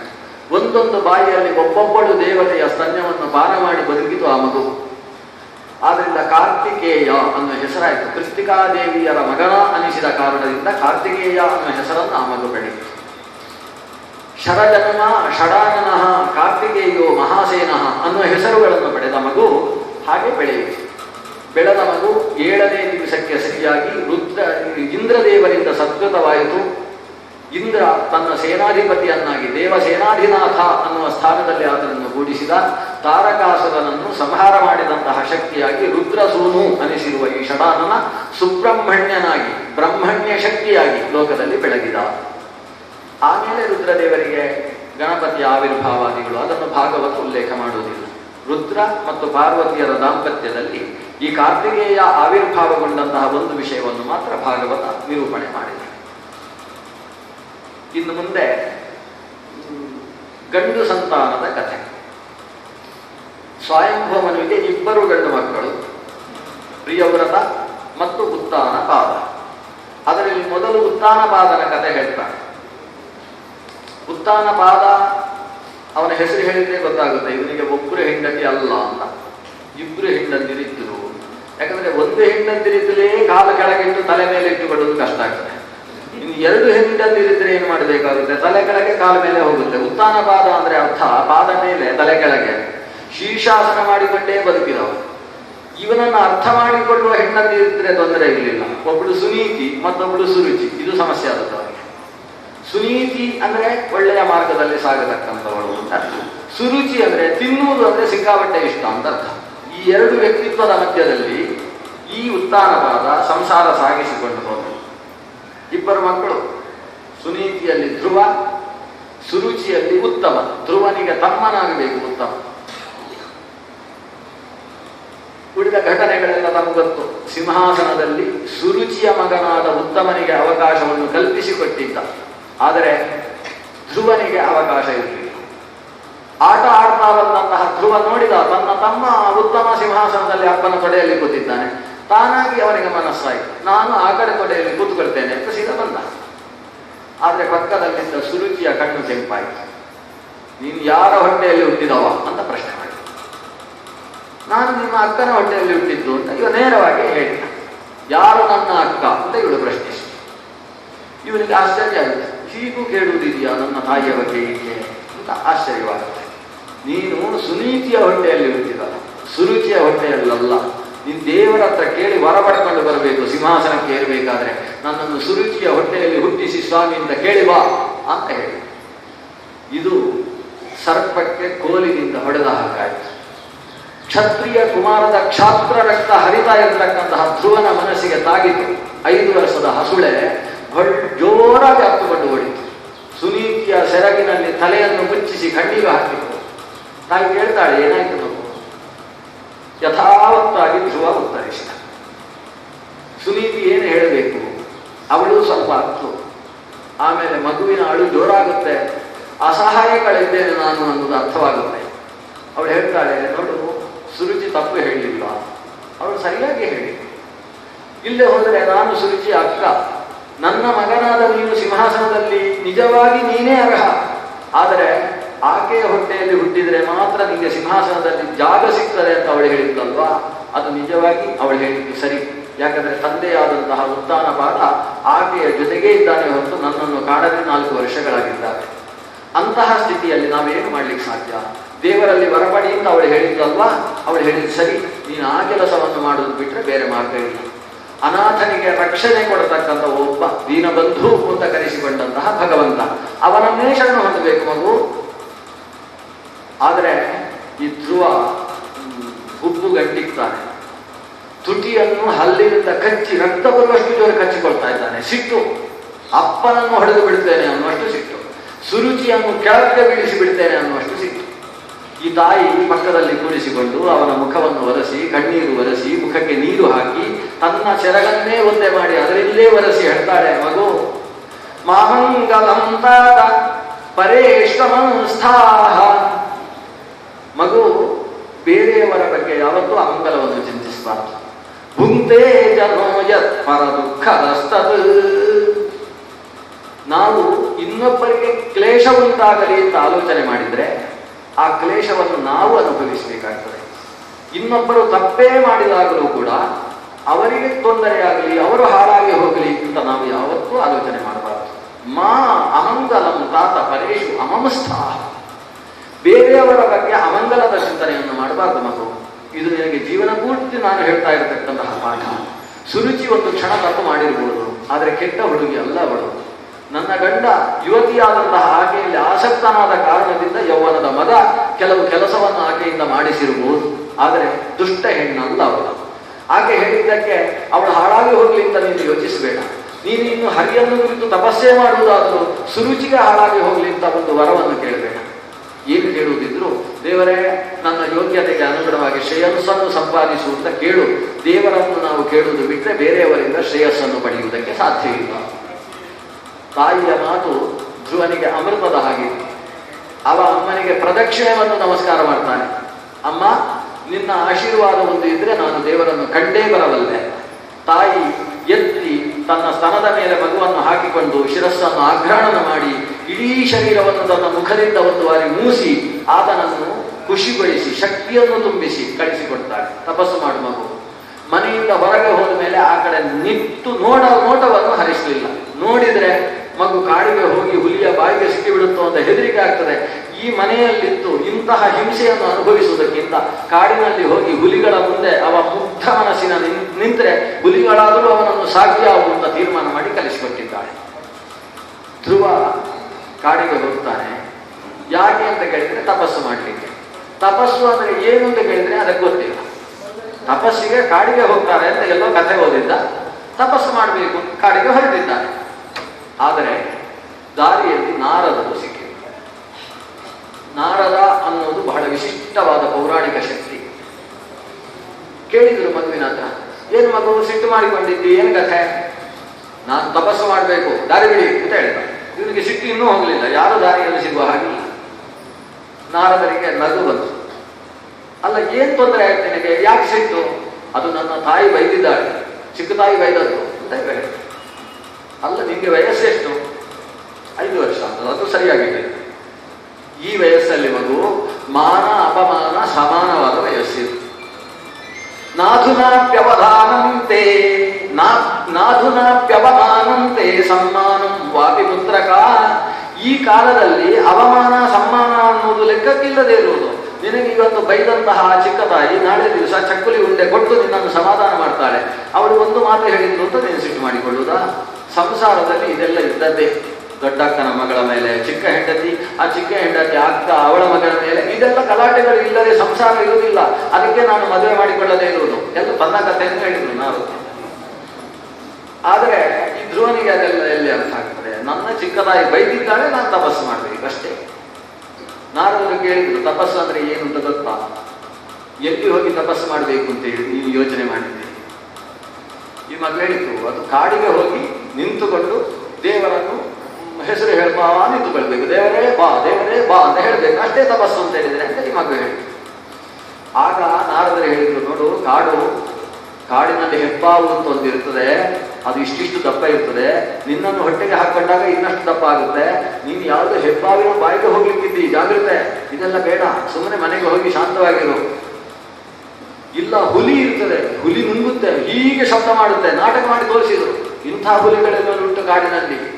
ಈ ಮಗು ಹೇಳಿತ್ತು, ಅದು ಯಾವುದು ಬೇಕಾದರೂ ಇರಲಿ, ನಾನು ದೇವರನ್ನು ನೋಡದೆ ಊರಿಗೆ ಹೋಗುವುದಿಲ್ಲ. ಮಗುವಿನ ಈ ದೃಢತೆಯನ್ನು ಕಂಡ ನಾರದರಿಗೆ ಸಂತೋಷವಾಯಿತು. ನಾರದರು ಆ ಮಗುವಿಗೆ ತಪಸ್ಸು ಮಾಡುವ ವಿಧಿಯನ್ನು ಹೇಳಿ ವಾಸುದೇವ ದ್ವಾದಶಾಕ್ಷರ ಮಂತ್ರವನ್ನು ಉಪದೇಶ ಮಾಡಿದರು. ಅಚ್ಚವರ್ಣ ಅಭಯವರಕರ ಧ್ಯೇಯ ಅಮಿತದ್ಯುತಿ. ಅಚ್ಚವರ್ಣನಾದ ಅಭಯವರ ಕರದಿಂದ ಶೋಭಿಸತಕ್ಕಂತಹ ಭಗವಂತನ ಅಮಿತದ್ಯುತಿಯಾದ ವಾಸುದೇವ ರೂಪವನ್ನು ನೀನು ನಮೋ ವಾಸುದೇವಾಯ, ಓಂ ನಮೋ ಭಗವತೆ ಅನ್ನುವ ನಾಮವನ್ನು ಉಚ್ಚಾರಣೆ ಮಾಡ್ತಾ ನೀನು ಧ್ಯಾನ ಮಾಡು. ಇದು ನಾವು ನನ್ನಿಂದ ಸಾಧ್ಯ ಇಲ್ಲ ಅಂತ ಕೂತ್ರೆ ಯಾವ ಕೆಲಸವೂ ನಡೆಯುವುದಿಲ್ಲ. ನಮ್ಮಿಂದ ಆಗುವುದಕ್ಕೆ ಸಾಧ್ಯವೇ ಇಲ್ಲದ ಕೆಲಸವನ್ನು ಕೂಡ ದೃಢ ಸಂಕಲ್ಪ ಮಾಡಿದರೆ ಮಾಡುವುದಕ್ಕೆ ಸಾಧ್ಯ. ಹೇಗೆ ಸಾಧ್ಯ? ಮಧ್ಯದಲ್ಲಿ ದೊಡ್ಡವರ ಉಪಕಾರ ಪ್ರಾಪ್ತಿಯಾಗುತ್ತದೆ. ಟಿಟ್ಟಿಭ ನ್ಯಾಯ ಅಂತ ಒಂದು ಸಂಸ್ಕೃತದಲ್ಲಿ ಪ್ರಸಿದ್ಧವಾದ ನ್ಯಾಯ. ಸಮುದ್ರದ ತೀರದಲ್ಲಿ ಒಂದು ಪುಟ್ಟ ಮರ, ಅದರಲ್ಲಿ 2 ಹಕ್ಕಿಗಳು, ಒಂದು ಗಂಡು ಹಕ್ಕಿ ಒಂದು ಹೆಣ್ಣು ಹಕ್ಕಿ. ಆ ಟಿಟ್ಟಿಭ ಪಕ್ಷಿಗಳು ಒಂದು ಮೊಟ್ಟೆಯನ್ನು ಇಟ್ಟಿದ್ದಾರೆ. ಸಮುದ್ರ ಯಾವತ್ತು ಇದು ಮೊಟ್ಟೆ ಇಟ್ಟಿತು ಅವತ್ತು ಉಕ್ಕಿ ಬಂದು ಆ ಮೊಟ್ಟೆಯನ್ನು ಸಮುದ್ರದೊಳಗೆ ಸೇರಿಸಿಕೊಂಡಿತು. ಈ ಟಿಟ್ಟಿಬಕ್ಕೆ ನೋವಾಯಿತು, ಹೆಣ್ಣು ಟಿಟ್ಟಿಬಕ್ಕೆ. ಯಾಕೆ ಹೀಗಾಯಿತು? 2ನೇ ಬಾರಿ ಮೊಟ್ಟೆ ಇಟ್ಟಿದೆ, ಅದೇ ದಿವಸ ಸಮುದ್ರ ಆ ಮೊಟ್ಟೆಯನ್ನು ತನ್ನ ಪ್ರವಾಹದಲ್ಲಿ ಸೇರಿಸಿಕೊಂಡು ಬಿಟ್ಟ. ಟಿಟ್ಟಿಬಕ್ಕೆ ಸ್ವಲ್ಪ ಇನ್ನಷ್ಟು ಬೇಸರವಾಯಿತು, ಏನೋ ನನ್ನ ಗ್ರಹಚಾರ ಅಂತ ಅಂದುಕೊಂಡಿತು. 3ನೇ ಬಾರಿಯೂ ಹಾಗಾಯಿತು. ಈಗ ಹೆಣ್ಣು ಹಕ್ಕಿಗೆ ಒಂದು ಸಿಟ್ಟು ಬಂತು. ಅದು ಹೇಳಿತು ತನ್ನ ಗಂಡನ ಹತ್ರ, ನೋಡು, ಬೇಕು ಬೇಕು ಅಂತ ಸಮುದ್ರ ಮಾಡ್ತಾ ಇದ್ದಾನೆ, 3ನೇ ಬಾರಿ ನಮ್ಮ ಮೊಟ್ಟೆಯನ್ನು ಕದ್ದಿದ್ದಾನೆ, ಈ ಬಾರಿ ಸಮುದ್ರಕ್ಕೆ ಏನಾದರೂ ನಾವು ಮಾಡಲೇಬೇಕು. ಆಗ ಗಂಡು ಹಕ್ಕಿ ಹೇಳಿತು, 3 ಬಾರಿ ಹೀಗಾಯ್ತಲ್ವಾ, 4ನೇ ಬಾರಿಯಲ್ಲಿ ಆದರೂ ಸಮುದ್ರ ಹಾಗೆ ಮಾಡಿತು ಅಂದ್ರೆ ನಾನು ನೀನು ಸೇರಿ ಸಮುದ್ರವನ್ನು ಒಣಗಿಸಿ ಮೊಟ್ಟೆಯನ್ನು ತಂದು ಬಿಡುವ ಅಂತ ಈ ಪುಟ್ಟ ಹಕ್ಕಿ, ಗುಬ್ಬಿ, ಚಿಟ್ಟಿ ಅಂದ್ರೆ ಗುಬ್ಬಿ ಅಷ್ಟು ಪುಟ್ಟ ಹಕ್ಕಿ ಹೇಳಿತು. 4ನೇ ಬಾರಿ ಮೊಟ್ಟೆ ಇಟ್ಟಾಗ ಸಮುದ್ರ ದೊಡ್ಡದಾದ ಅಲೆಯ ಮೂಲಕ ಅದನ್ನು ಎಳೆದುಕೊಂಡಿತು. 2 ಹಕ್ಕಿಗಳಿಗೂ ಸಿಟ್ಟು ಬಂದು ಅವುಗಳು ಸಮುದ್ರವನ್ನು ಒಣಗಿಸುವ ಕೆಲಸದಲ್ಲಿ ತೊಡಗಿತು. ಹೇಗೆ? ಹೋಗುವುದು, ಸಮುದ್ರದಿಂದ ಸ್ವಲ್ಪ ನೀರು ಕುಡಿಯುವುದು, ದೂರಕ್ಕೆ ಒಂದು ಮರಳಿನಲ್ಲಿ ಉಗುಳುವುದು, ಮತ್ತೆ ನೀರು ಕುಡಿಯುವುದು, ಉಗುಳುವುದು. ಒಟ್ಟು ಇನ್ನೊಂದು ಏಕಾದಶಿ ಬರುವುದರೊಳಗೆ ಸಮುದ್ರವನ್ನು ಮುಗಿಸಿಬಿಡುವುದು. ಏಕಾದಶಿ ದಿವಸ ನೀರು ಕುಡಿಯೋ ಹಾಗಿಲ್ಲ, ಅದು ಸ್ವಲ್ಪ ಜಾಗ್ರತೆ. ಅದರ ಒಳಗೆ ಈ ಸಮುದ್ರವನ್ನು ಖಾಲಿ ಮಾಡಬೇಕು ಅಂತ ಈ ಪುಟ್ಟ ಪುಟ್ಟ ಟಿಟ್ಟಿಭ ಹಕ್ಕಿಗಳು ಕೆಲಸ ಶುರು ಮಾಡಿದವು. ಆಗುವಂತ ಅಂತ ಕೂತ್ರೆ ಕೆಲಸ ಆಗುವುದಿಲ್ಲ, ಮಾಡಿಬಿಡಬೇಕು ಅಂತ 2 ಹಕ್ಕಿಗಳು ಹೊರಟು. ಇವುಗಳು ಕೆಲಸ ಮಾಡ್ತಾ ಇರುವುದನ್ನು ನಾರದರು ನೋಡಿದರು. ಈ ನಾರದರು ಎಲ್ಲ ಕಡೆಯಲ್ಲಿ ಇರ್ತಾರೆ, ಇಲ್ಲೂ ಕೂಡ ತುಂಬಾ ನಾರದರು ಬಂದಿರ್ತಾರೆ. ಇಲ್ಲಿ ನಾರದರು ಬಂದವರು ಹಕ್ಕಿಗಳ ಹತ್ರ ಕೇಳಿದ್ರು, ಏನು ವಿಚಿತ್ರ ಕೆಲಸ ಮಾಡ್ತಾ ಇದ್ದಿರಲ್ಲ, ನೀರು ತರುವುದು ಅಲ್ಲಿ ಚೆಲ್ಲುವುದು, ಏನ್ ಕಥೆ? ಈ ಸಮುದ್ರವನ್ನು ನಾವು ಒಣಗಿಸಿ ಬಿಡ್ತೇವೆ, ಹೀಗೆ ಅಂತ ಕಥೆ ಹೇಳಿದ್ರು ಇವರು. ನಾರದರಿಗೆ ಖುಷಿ ಆಯ್ತು, ಸರಿ ಮಾಡಿ ಮಾಡಿ ಚೆನ್ನಾಗಿದೆ ಅಂತ ಹೇಳಿದ್ರು. ಹೊರಟವರು ಸೀದಾ ಗರುಡನ ಹತ್ರ ಹೋದರು. ನಿಮ್ಮ ಜಾತಿಯವರು ಅಂತ ಶುರು ಮಾಡಿದ್ರು. ಈ ಜಾತಿಯ ಪ್ರಶ್ನೆ ಬಂದ ಕೂಡಲೇ ಎಲ್ಲ ಕೆಲಸ ನಡೆದು ಗರುಡನಿಗೆ ಸಿಟ್ಟು ಬಂತು, ನಮ್ಮ ಜಾತಿಯವರಿಗೆ ಸಮುದ್ರ ವರುಣ ಇಷ್ಟು ತೊಂದರೆ ಮಾಡ್ತಾನ ಅಂತ. ಗರುಡ ಬಂದ, ಸಮುದ್ರದ ಮೇಲೆ ರೆಕ್ಕೆ ಬೀಸಿದ ರೆಕ್ಕೆಗೆ ಇಡೀ ಸಮುದ್ರದ ಅಲೆಗಳು ಆಕಾಶದ ಎತ್ತರಕ್ಕೆ ಹಾರಿ ಸಮುದ್ರ ಖಾಲಿ ಆಯಿತು. ವರುಣನಿಗೆ ಬಿದ್ದ ಪೆಟ್ಟಿನಿಂದ ಸಾವಳಿಸಿಕೊಳ್ಳುವುದಕ್ಕಾಗಲಿಲ್ಲ. ವರುಣ ರೂಪವೆತ್ತು ಗರುಡನ ಮುಂದೆ ಬಂದ. ಗರುಡದೇವ, ಏನು ಅನಾಚಾರ ಆಗಿದೆ ನನ್ನಿಂದ, ಕ್ಷಮಿಸು, ನಾನು ಸರಿ ಮಾಡ್ತೇನೆ. ನೋಡು, ಆ 2 ಪುಟ್ಟ ಹಕ್ಕಿಗಳಿಗೆ ಅನ್ಯಾಯ ಆಗಿದೆ, ಅದರ 4 ಮೊಟ್ಟೆಗಳನ್ನು ಸಲ್ಲಿಸಿದ್ರೆ ಸರಿ, ಇಲ್ಲದೆ ಹೋದ್ರೆ ನಿನ್ನನ್ನು ಪೂರ್ತಿ ಖಾಲಿ ಮಾಡಿ ಹಾಕ್ತೇನೆ ಅಂತ ಗರುಡ ಹೇಳಿದ. ವರುಣ ಬಂಗಾರದ ತಟ್ಟೆಯಲ್ಲಿ ಆ 4 ಮೊಟ್ಟೆಗಳನ್ನಿಟ್ಟು ಈ ಟಿಟ್ಟಿಬ ಹಕ್ಕಿಗಳಿಗೆ ಕೊಟ್ಟು, ಇನ್ನು ಮುಂದೆ ನಿಮ್ಮ ತಂಟೆಗೆ ಬರುವುದಿಲ್ಲ ಅಂತ ಹೇಳಿಬಹುದಾ ಅಂತ. ಇದು ಪುರಾಣದ ಕಥೆ, ನಾನು ಹುಟ್ಟಿ ಹಾಕಿದ ಕಥೆ ಅಲ್ಲ, ಪುರಾಣದ ಕಥೆ. ಇದಕ್ಕೆ ಟಿಟ್ಟಿಭನ್ಯಾಯ ಅಂತ ಹೆಸರು. ಟಿಟ್ಟಿಭನ್ಯಾಯ ಅನ್ನೋ ಶಬ್ದ ಬಳಸಿದ್ರೆ ಅದರ ಅರ್ಥ ಆಗೋಲ್ಲ ಅಂತ ಸುಮ್ಮನೆ ಕೂತುಕೊಳ್ಬೇಡ, ಶುರು ಮಾಡು. ಮಹಾತ್ಮರು ಮಧ್ಯದಲ್ಲಿ ಒಂದು ಉಪಕಾರ ಮಾಡ್ತಾರೆ, ನಿನ್ನ ಕೆಲಸ ಸುಲಭವಾಗುತ್ತೆ ಅನ್ನೋ ಅಭಿಪ್ರಾಯದಿಂದ ಟಿಟ್ಟಿಭನ್ಯಾಯವನ್ನು ಉಲ್ಲೇಖ ಮಾಡ್ತಾರೆ. ಧ್ರುವ ಅವರಿಂದ ಸಾಧ್ಯವಾಗದ ಕೆಲಸ ತಪಸ್ಸು, ಆದರೆ ನಾರದರ ಉಪದೇಶದ ಬಲದಿಂದ ಆತ ವಾಸುದೇವ ರೂಪಿಯನ್ನು ಧ್ಯಾನ ಮಾಡ್ತಾ ಮಾಡ್ತಾ ಸಾಕ್ಷಾತ್ಕಾರ ಮಾಡಿಕೊಂಡ. ಕೇವಲ 6 ತಿಂಗಳಲ್ಲಿ ಆಹಾರವನ್ನು ಬಿಟ್ಟು ತಪಸ್ಸು ಮಾಡಿ ಭಗವಂತನನ್ನು ಸಾಕ್ಷಾತ್ಕಾರ ಮಾಡಿಕೊಂಡಿದ್ದಾನೆ. ಭಗವಂತ ವಾಸುದೇವ ರೂಪಿಯಾಗಿ ಧ್ರುವನ ಮುಂದೆ ಪ್ರತ್ಯಕ್ಷ ಆಗಿದ್ದಾನೆ. ಆದರೆ ಭಗವಂತನ ಪ್ರತೀತಿ ಏನು ಅಂತ ಹೇಳಿದ್ರೆ, ಧ್ರುವ ನೋಡ್ತಾ ಇಲ್ಲ. ನಾನು ಇವನಿಗೆ ತೋರುಗೊಳ್ಳಬೇಕು ಅಂತ ಮುಂದುಗಡೆ ಭಗವಂತ ನಿಂತರೂ ಕೂಡ ಧ್ರುವ ನೋಡ್ತಾ ಇಲ್ಲ. ಯಾಕಂದ್ರೆ ಅವ ಆ ವಾಸುದೇವ ರೂಪವನ್ನು ನಾರದರು ಉಪದೇಶ ಮಾಡಿದ ಕ್ರಮದಲ್ಲಿ ತನ್ನ ಹೃದಯದಲ್ಲಿ ಕಾಣ್ತಾ ಇದ್ದಾರೆ. ಕಣ್ಣು ಮುಚ್ಚಿ ಒಳಗೆ ನೋಡ್ತಾ ಇರುವವನಿಗೆ ಹೊರಗೆ ಬಂದಂತಹ ಭಗವಂತನ ರೂಪವನ್ನು ನೋಡ್ತಾ ಇಲ್ಲ. ಕೊನೆಗೆ ದೇವರು ಏನು ಮಾಡಬೇಕಾಯಿತು? ಒಳಗೆ ಅವ ನೋಡ್ತಾ ಇದ್ದ ರೂಪವನ್ನು ಮಾಯ ಮಾಡಿದ. ಒಳಗೆ ನೋಡ್ತಾ ಇದ್ದ ರೂಪ ಯಾವಾಗ ಕಾಣಿಸಲಿಲ್ಲ, ಧ್ರುವ ಗಾಬರಿಯಾಗಿ ಕಣ್ಣು ಬಿಟ್ಟಾಗ ಒಳಗೆ ಕಾಣ್ತಾ ಇದ್ದಂತಹ ರೂಪವೇ ಮುಂಭಾಗದಲ್ಲಿ ಕಾಣಿಸಿತು. ಆಶ್ಚರ್ಯಚಕಿತನಾದ, ಅದ್ಭುತ ಅಂತ ಅಂದುಕೊಂಡ. ಕಣ್ಣು ಕೋರೈಸುವ ರೂಪ, ಆದರೆ ಈ ಕಣ್ಣಿಗೆ ಕಾಣಿಸ್ತಾ ಇದೆ. ಎಷ್ಟು ಆನಂದವನ್ನು ಕೊಡ್ತಕ್ಕಂತಹ ರೂಪ ಅದು. ಮಾತು ಆಡಿ ಅದನ್ನು ಸಮಾಧಾನ ಮಾಡಬೇಕು, ಅದರ ಅನುಗ್ರಹ ಸಂಪಾದಿಸಬೇಕು ಅಂತ ಬಾಯಿ ತೆಗೆದ, ಮಾತು ಬರ್ತಾ ಇಲ್ಲ, ಬಾಯಿ ಒಣಗಿದೆ. ಏನು ಆಡಬೇಕು ಅಂತ ಗೊತ್ತಾಗ್ತಾ ಇಲ್ಲ. ಆಗ ಭಗವಂತ ತಾನು ಕೈಯಲ್ಲಿದ್ದಂತಹ ಶಂಖದಿಂದ ಕಂಬುಮಯ, ವೇದಮಯವಾದ ಕಂಬುವಿನಿಂದ ಆತನ ಕೆನ್ನೆಯನ್ನು ಸವರಿದ. ವೇದವೇ ಆದಂತಹ ಶಂಖದ ಸಂಬಂಧವಾದದ್ದೇ ತರ ಇವನಿಂದ ನಿರರ್ಗಳವಾದ ವಾಣಿಗಳು ಹೊರಗೆ ಬರುವುದಕ್ಕೆ ಪ್ರಾರಂಭವಾಗುತ್ತದೆ. ಯೋಂತಃ ಪ್ರವಿಶ್ಯ ಮಮ ವಾಚಮಿಮಾಂ ಪ್ರಸುಪ್ತಾಂ ಸಂಜೀವಯತ್ಯಖಿಲ ಶಕ್ತಿಧರ ಸ್ವಧಾಮ್ನಾ ಅನ್ಯಾನಿಶ್ಚ ಹಸ್ತಚರಣ ಶ್ರವಣತ್ವಗಾದೀನ್ ಪ್ರಾಣಾನ್ ನಮೋ ಭಗವತೆ ಪುರುಷಾಯ ತುಭ್ಯಂ ಪ್ರಾಣಾನ್ ನಮೋ ಭಗವತೆ ಪುರುಷಾಯ ತಸ್ಮೈ.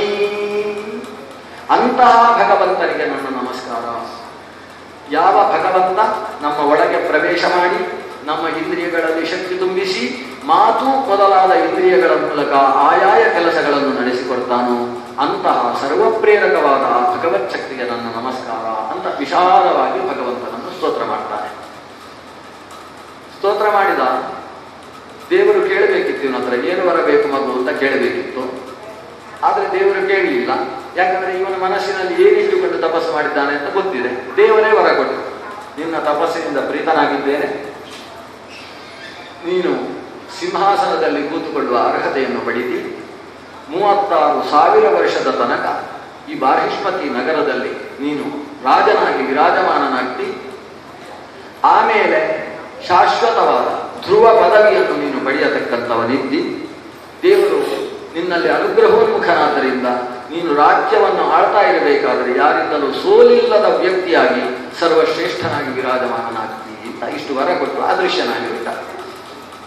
ಭಗವಂತ ಅದೃಶ್ಯ ಆದದ್ದೇ ತಡ ಇವನ ಕಣ್ಣಲ್ಲಿ ನೀರು ಒಸರುವುದಕ್ಕೆ ಪ್ರಾರಂಭವಾಯಿತು.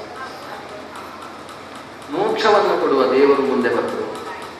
ನನ್ನ ತಾಯಿ ಕಾಡಿಗೆ ಕಳಿಸುವ ಹೊತ್ತಿಗೆ ಹೇಳಿದ್ದು, ದೇವರ ಹತ್ರ ಏನೇನೋ ಕೇಳಬೇಡ, ಶ್ರೇಯಸ್ಸನ್ನು ಕೇಳು, ಎಲ್ಲ ಶ್ರೇಯಸ್ಸನ್ನು ಕೊಡುವವ ಪರಮಾತ್ಮ ಅಂತ ಹೇಳಿ ಕಳಿಸಿದ್ದಾಳೆ. ಆದರೆ ನನ್ನ ಮನಸ್ಸಿನಲ್ಲಿದ್ದದ್ದು ರಾಜ್ಯ ಬೇಕು, ರಾಜ್ಯ ಬೇಕು ಅಷ್ಟೇ ಇಟ್ಟುಕೊಂಡು ನಾನು ತಪಸ್ಸು ಮಾಡಿದೆ. ದೇವರು ತಾನಾಗಿ ತೆಗೋ ಧ್ರುವ ಪದವಿಯನ್ನು ಅಂತ ನನಗೆ ಕೊಟ್ಟ. ಆದರೆ ಧ್ರುವ ಪದವಿಯು ಶಾಶ್ವತ ಅಲ್ವಲ್ಲ. ಧ್ರುವ ಪದವಿಯು ಕೂಡ ಅಧ್ರುವ ಪದವಿಯೇ ಅಲ್ವೇ. ಒಂದು ಮನ್ವಂತರದ ತನಕ ಮಾತ್ರ ಧ್ರುವ ಸ್ಥಾನದಲ್ಲಿ ನಾವಿರಬಹುದು, ಆಮೇಲೆ ಮತ್ತೊಬ್ಬ ಧ್ರುವನಾಗ್ತಾನೆ. ಆದ್ರಿಂದ ಅಧ್ರುವವಾದ ಸ್ಥಾನ ನನಗೆ ದಕ್ಕಿದೆ ಹೊರತು ಧ್ರುವವಾದ ಮೋಕ್ಷವನ್ನು ಮಾನವನಲ್ಲಿ ಕೇಳಲಿಲ್ಲ ಅಲ್ವಾ. ಇದು ಲಕ್ಷಾಧೀಶನ ಮುಂದೆ ಹೋಗಿ ಕಬಡೆಗಾಸನ್ನು ಕೇಳಿದ ಹಾಗಾಯ್ತಲ್ಲ ಅಂತ ಮನಸ್ಸಿನಲ್ಲಿ ಬೇಸರಿಸಿದ. ಆದರೆ ನಾನೀಗ ಬಾರ್ಹಿಷ್ಮತಿ ಪಟ್ಟಣಕ್ಕೆ ಹೋಗಬೇಕಾದ ಅನಿವಾರ್ಯತೆ ಇದೆ. ತಾಯಿ ಎಷ್ಟು ದುಃಖಿಸ್ತಾ ಇದ್ದಾಳೋ ಏನೋ. ಮಗ ಹೋಗಿ 6 ತಿಂಗಳಾಯಿತು ಅಂತ ಕಣ್ಣಲ್ಲಿ ನೀರು ಹಾಕ್ತಾ ಇರುವುದು. ಈಗ ಅವನಿಗೆ ಊರಿನ ನೆನಪಾಯಿತು. ಈ ವಿದ್ಯಾಪೀಠಕ್ಕೆ ಹೋದ ಹುಡುಗರಿಗೆ ಊರಿನ ನೆನಪಾಗುತ್ತೆ, ಯಾವಾಗ ರಜೆ ಹತ್ರ ಬರುವಾಗ ನೆನಪಾಗುತ್ತೆ, ಆ ಕಣ್ಣಲ್ಲಿ ನೀರು ಬರುತ್ತಲ್ಲ. ಹಾಗೆ ಅಲ್ಲಿ ತಾಯಿ ಹಾಕುವ ಉಪ್ಪಿನಕಾಯಿ, ಅಲ್ಲಿ ಹಾಕುವ ತೊಕ್ಕು ಎಲ್ಲ ನೆನಪಾಗ್ಲಿಕ್ಕೆ ಶುರುವಾಗ್ತದೆ. ಈಗ ಇವನಿಗೆ ತಪಸ್ಸಿನಿಂದ ಫಲ ಪಡೆದ ಮೇಲೆ ಇವನಿಗೆ ನೆನಪಾಗಿದೆ, ನಾನು ಊರಿಗೆ ಹೋಗ್ತೀನಿ. ಓಡಿ ಓಡಿ ಬಂದಂತೆ, ಕಾಡಿಗೆ ಓಡಿ ಓಡಿ ಹೊರಗೆ ಬಂದ. ಇಲ್ಲಿ ಏನಾಗಿದೆ, ಉತ್ಥಾನಪಾದ 4 ದಿವಸ ಅಳ್ತಾ ಇದ್ದಾನೆ. ನನ್ನಿಂದಾಗಿ ನನ್ನ ಮಗ ಕಾಡಿಗೆ ಹೋದ, ಯಾವ ಹುಲಿಯ ಬಾಯಿಗೆ ಸಿಕ್ಕಿದ್ನಾನು ಅಂತ ಅಳ್ತಾ ಇದ್ದ. ಅವನನ್ನು ಹುಡುಕಿಸುವುದಕ್ಕೋಸ್ಕರ ಇಡೀ ಸೇನಾಧಿಕಾರಿಗಳಿಗೆ ಆದೇಶ ಕೊಡುವುದರಲ್ಲಿದ್ದ. ಅಷ್ಟರಲ್ಲಿ ನಾರದರು ಬಂದರು. ನಾರದರು ಬಂದು ಹೇಳಿದ್ರು, ನಿನ್ನ ಮಗ ಸಿಕ್ಕಿದ್ದ ನನಗೆ ಅಂತ ಹೇಳಿ. ಓ, ಅವನನ್ನು ಹುಡುಕಿಸುವುದಕ್ಕೆ ನಾನು ಹೊರಟಿದ್ದೇನೆ, ನಿಮ್ಗೆ ನಾನು ಸಂಭಾವನೆ ಕೊಡ್ತೇನೆ, ಕರ್ಕೊಂಡು ಬನ್ನಿ ಅವನನ್ನು ಅಂತ ನಾರದರು ಅಂತ ಹೇಳಿದ್ರು. ನಾರದರು ಹೇಳಿದ್ರು, ಅವನನ್ನು ಹುಡುಕಿಸುವ ಕೆಲಸ ಮಾತ್ರ ಮಾಡಬೇಡ. ನೀನು ಈಗ ಅವನಿಗೆ ಮಾಡಿದ ಎಲ್ಲ ಪುರಸ್ಕಾರಗಳೇ ಜಾಸ್ತಿ ಆಗಿ ಹೋಗಿದ್ದಾನೆ. ಅವನು ನಿಮ್ಮ ಕುಲಕ್ಕೆ ರತ್ನಪ್ರಾಯವಾಗಿ ಬರ್ತಾನೆ. ಅವನಿಂದಾಗಿ ನಿಮ್ಮ ಕುಲಕ್ಕೆ ಎಲ್ಲರೂ ಹೊಗಳುವ ಕೆಲಸ ನಡೆದು ಬಿಡ್ತದೆ. ಅದಕ್ಕೆ ಪ್ರತಿಬಂಧಕ ಆಗಬೇಕು. ಅವನು ಬರುವಲ್ಲಿ ತನಕ ಕಾಯಿ ದೇವರನ್ನು ಕಂಡು ನಿಮ್ಮ ಕುಲಕೀರ್ತಿ ಸಂಪಾದಕನಾದ ಕುಲದೀಪಕ ಪುತ್ರನಾಗಿ ಬರ್ತಾನೆ. ಹಾಗಾಗಿ ಉತ್ಥಾನಪಾದ ತಡೆದಿದ್ದ. ಸುರುಚಿಯೂ ಕೂಡ ಧ್ರುವನ ಬಗ್ಗೆ ಕಣ್ಣೀರು ಹಾಕಿತ್ತು, ನನ್ನಿಂದಾಗಿ ಹೀಗಾಗಿ ಹೋಯಿತು. ಧ್ರುವ ಬರ್ತಾ ಇದ್ದಾನೆ ಅಂತ ಸುದ್ದಿ ಬಂತು. ಬರ್ತಾ ಇದ್ದಾನೆ ಅಂತಾದಾಗ ಸಡಗರ ಸುನೀತಿಗಲ್ಲ, ಸುರುಚಿಗೆ. ಏನು ಸಡಗರ! ಪೂರ್ಣ ಕುಂಭವನ್ನು ಸಿದ್ಧಪಡಿಸಿದ್ದಾಳೆ. ಒಂದು ಪಾತ್ರೆಯಲ್ಲಿ ಅರಿಶಿನ ಕುಂಕುಮಗಳನ್ನು ಹಾಕಿ, ನೀರು ಹಾಕಿ, ಸುಣ್ಣ ಅರಿಶಿನಗಳನ್ನು ಜೋಡಿಸಿ ಮತ್ತೊಂದು ಮಾಡಿ ದೃಷ್ಟಿ ತೆಗೆಯುವುದಕ್ಕೆ ಬೇಕಾದ ವ್ಯವಸ್ಥೆಯನ್ನೆಲ್ಲ ಮಾಡಿಕೊಂಡಿದ್ದಾಳೆ. ಒಂದು ಸುಂದರವಾದ ಪುಷ್ಪದಿಂದ ನಿರ್ಮಾಣವಾದಂತಹ ಒಂದು ಹಾರವನ್ನು ತಾನೇ ಕೈಯಾರೆ ಹಡೆದಿದ್ದಾಳೆ, ಧ್ರುವನನ್ನು ಸ್ವಾಗತಿಸಬೇಕು ಅಂತ. ಅಕ್ಕನಾದ ಸುನೀತಿಯನ್ನು ಬಹಳ ಹತ್ತಿರಕ್ಕೆ ಕರ್ಕೊಂಡು ಬಿಟ್ಟಿದ್ದಾಳೆ. ಸುನೀತಿ ಸುರುಚಿಯರು ಜೊತೆಗೆ ಬಂದು ಬರತಕ್ಕಂತಹ ಧ್ರುವನನ್ನು ಸ್ವಾಗತಿಸಿದ್ದಾರೆ. ಧ್ರುವನಿಗೆ ಆರತಿಯನ್ನು ಮಾಡಿದ್ದು ಸುನೀತಿ ಮತ್ತು ಸುರುಚಿ ಜೊತೆ ಸೇರಿ ಅನ್ನುವುದನ್ನು ಒತ್ತಿ ಹೇಳ್ತದೆ ಶ್ರೀಮದ್ ಭಾಗವತ. ಅಷ್ಟರಲ್ಲಿ ಪ್ರಶ್ನೆಯೂ ಬರುತ್ತೆ ಪರೀಕ್ಷಿತನಿಗೆ, ಅಷ್ಟು ದ್ವೇಷ ಮಾಡಿದ ಸುರುಚಿ ಯಾಕೆ ಈಗ ಧ್ರುವನಲ್ಲಿ ಅಷ್ಟು ಪ್ರೀತಿಯನ್ನು ಮಾಡ್ತಾ ಇದ್ದಾಳೆ? ನಾಟಕವೋ? ನಂಬಲಿಕ್ಕೆ ಬರುವುದಿಲ್ಲ ಹೆಂಗಸರನ್ನು ಅಂತ ಕೇಳ್ತಾನೆ ಪರೀಕ್ಷಿತ.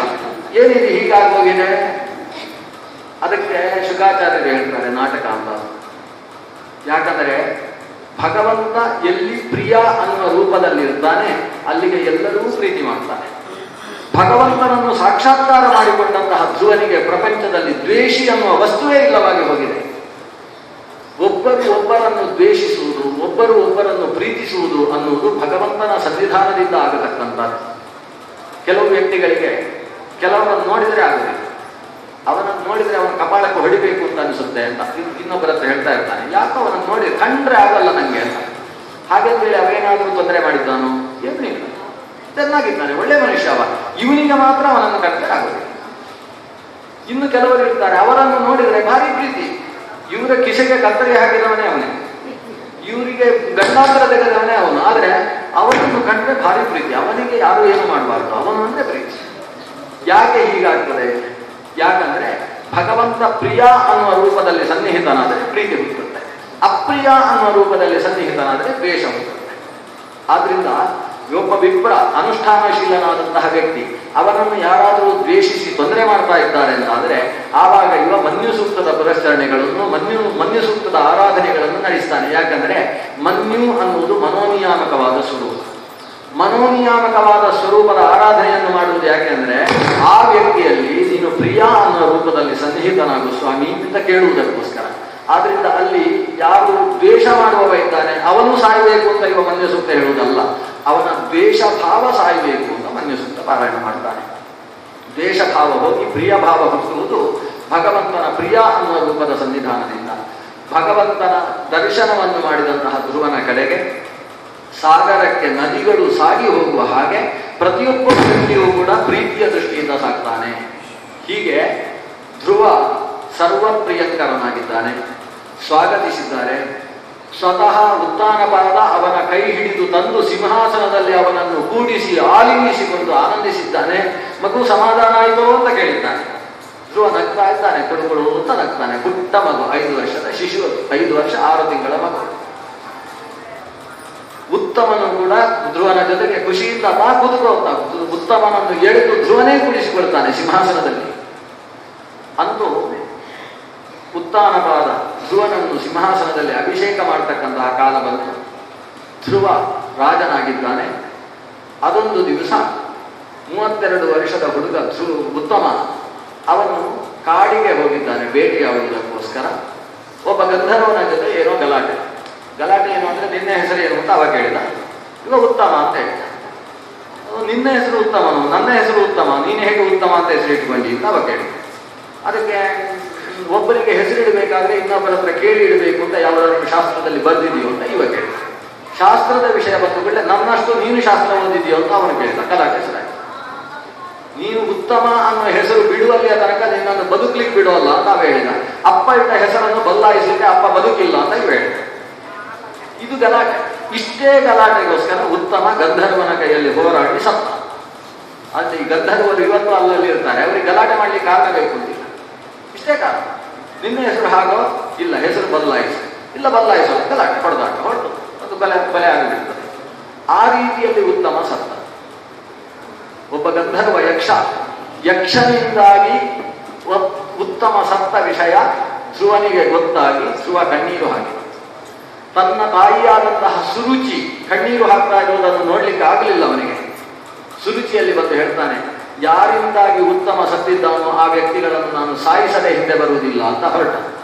ಯುದ್ಧಕ್ಕೋಸ್ಕರ ಹೊರಟವ ಅಲಕಾಪಟ್ಟಣದ ಹಿಮಾಲಯದ ತುದಿ ಅಂದ್ರೆ ಇವತ್ತು ಬದರಿ ಕ್ಷೇತ್ರದಿಂದ ಮೇಲಕ್ಕೆ ಹೋಗಿ ಅಲಕಾಪುರಿಯ ಸನ್ನಿಧಾನದಲ್ಲಿ ಶಂಖನಾದವನ್ನು ಮಾಡಿದ. ಅವನ ಶಂಖವನ್ನು ಕೇಳಿ ಪಾಂಚಜನ್ಯದ ಶಬ್ದವೋ ಅನ್ನುವ ರೀತಿಯಿಂದ ಯಕ್ಷರು ಹೆದರಿದರು. ಯಕ್ಷರನ್ನು ಕರೆದು ಹಿಂಸಿಸಿ ಸಾಯಿಸಿದ. ದೊಡ್ಡ ಯುದ್ಧ ನಡೆಯಿತು. ಯಕ್ಷಾಧಿರಾಜ ಯಕ್ಷನೆನಿಸಿದಂತಹ ಕುಬೇರನಿಗೆ ಹೆದರಿಕೆ ಆಯಿತಂತೆ. ಈ ವಿಷ್ಣುವನ್ನು ಕಂಡಂತಹ ಅನುಭಾವಿ ಧ್ರುವ ಅವನ ಕೈಯಲ್ಲಿ ನಾವು ಬದುಕುವುದು ಹೇಗೆ ಅಂತ ಹೆದರಿಕೆಯಾಯಿತು. ಏನಾದರೂ ಆಗಿ ಯುದ್ಧ ನಿಲ್ಲಿಸಪ್ಪ ಅಂತ ಭಗವಂತನಲ್ಲೇ ಪ್ರಾರ್ಥನೆ ಮಾಡಿದ್ದಾನೆ ಕುಬೇರ.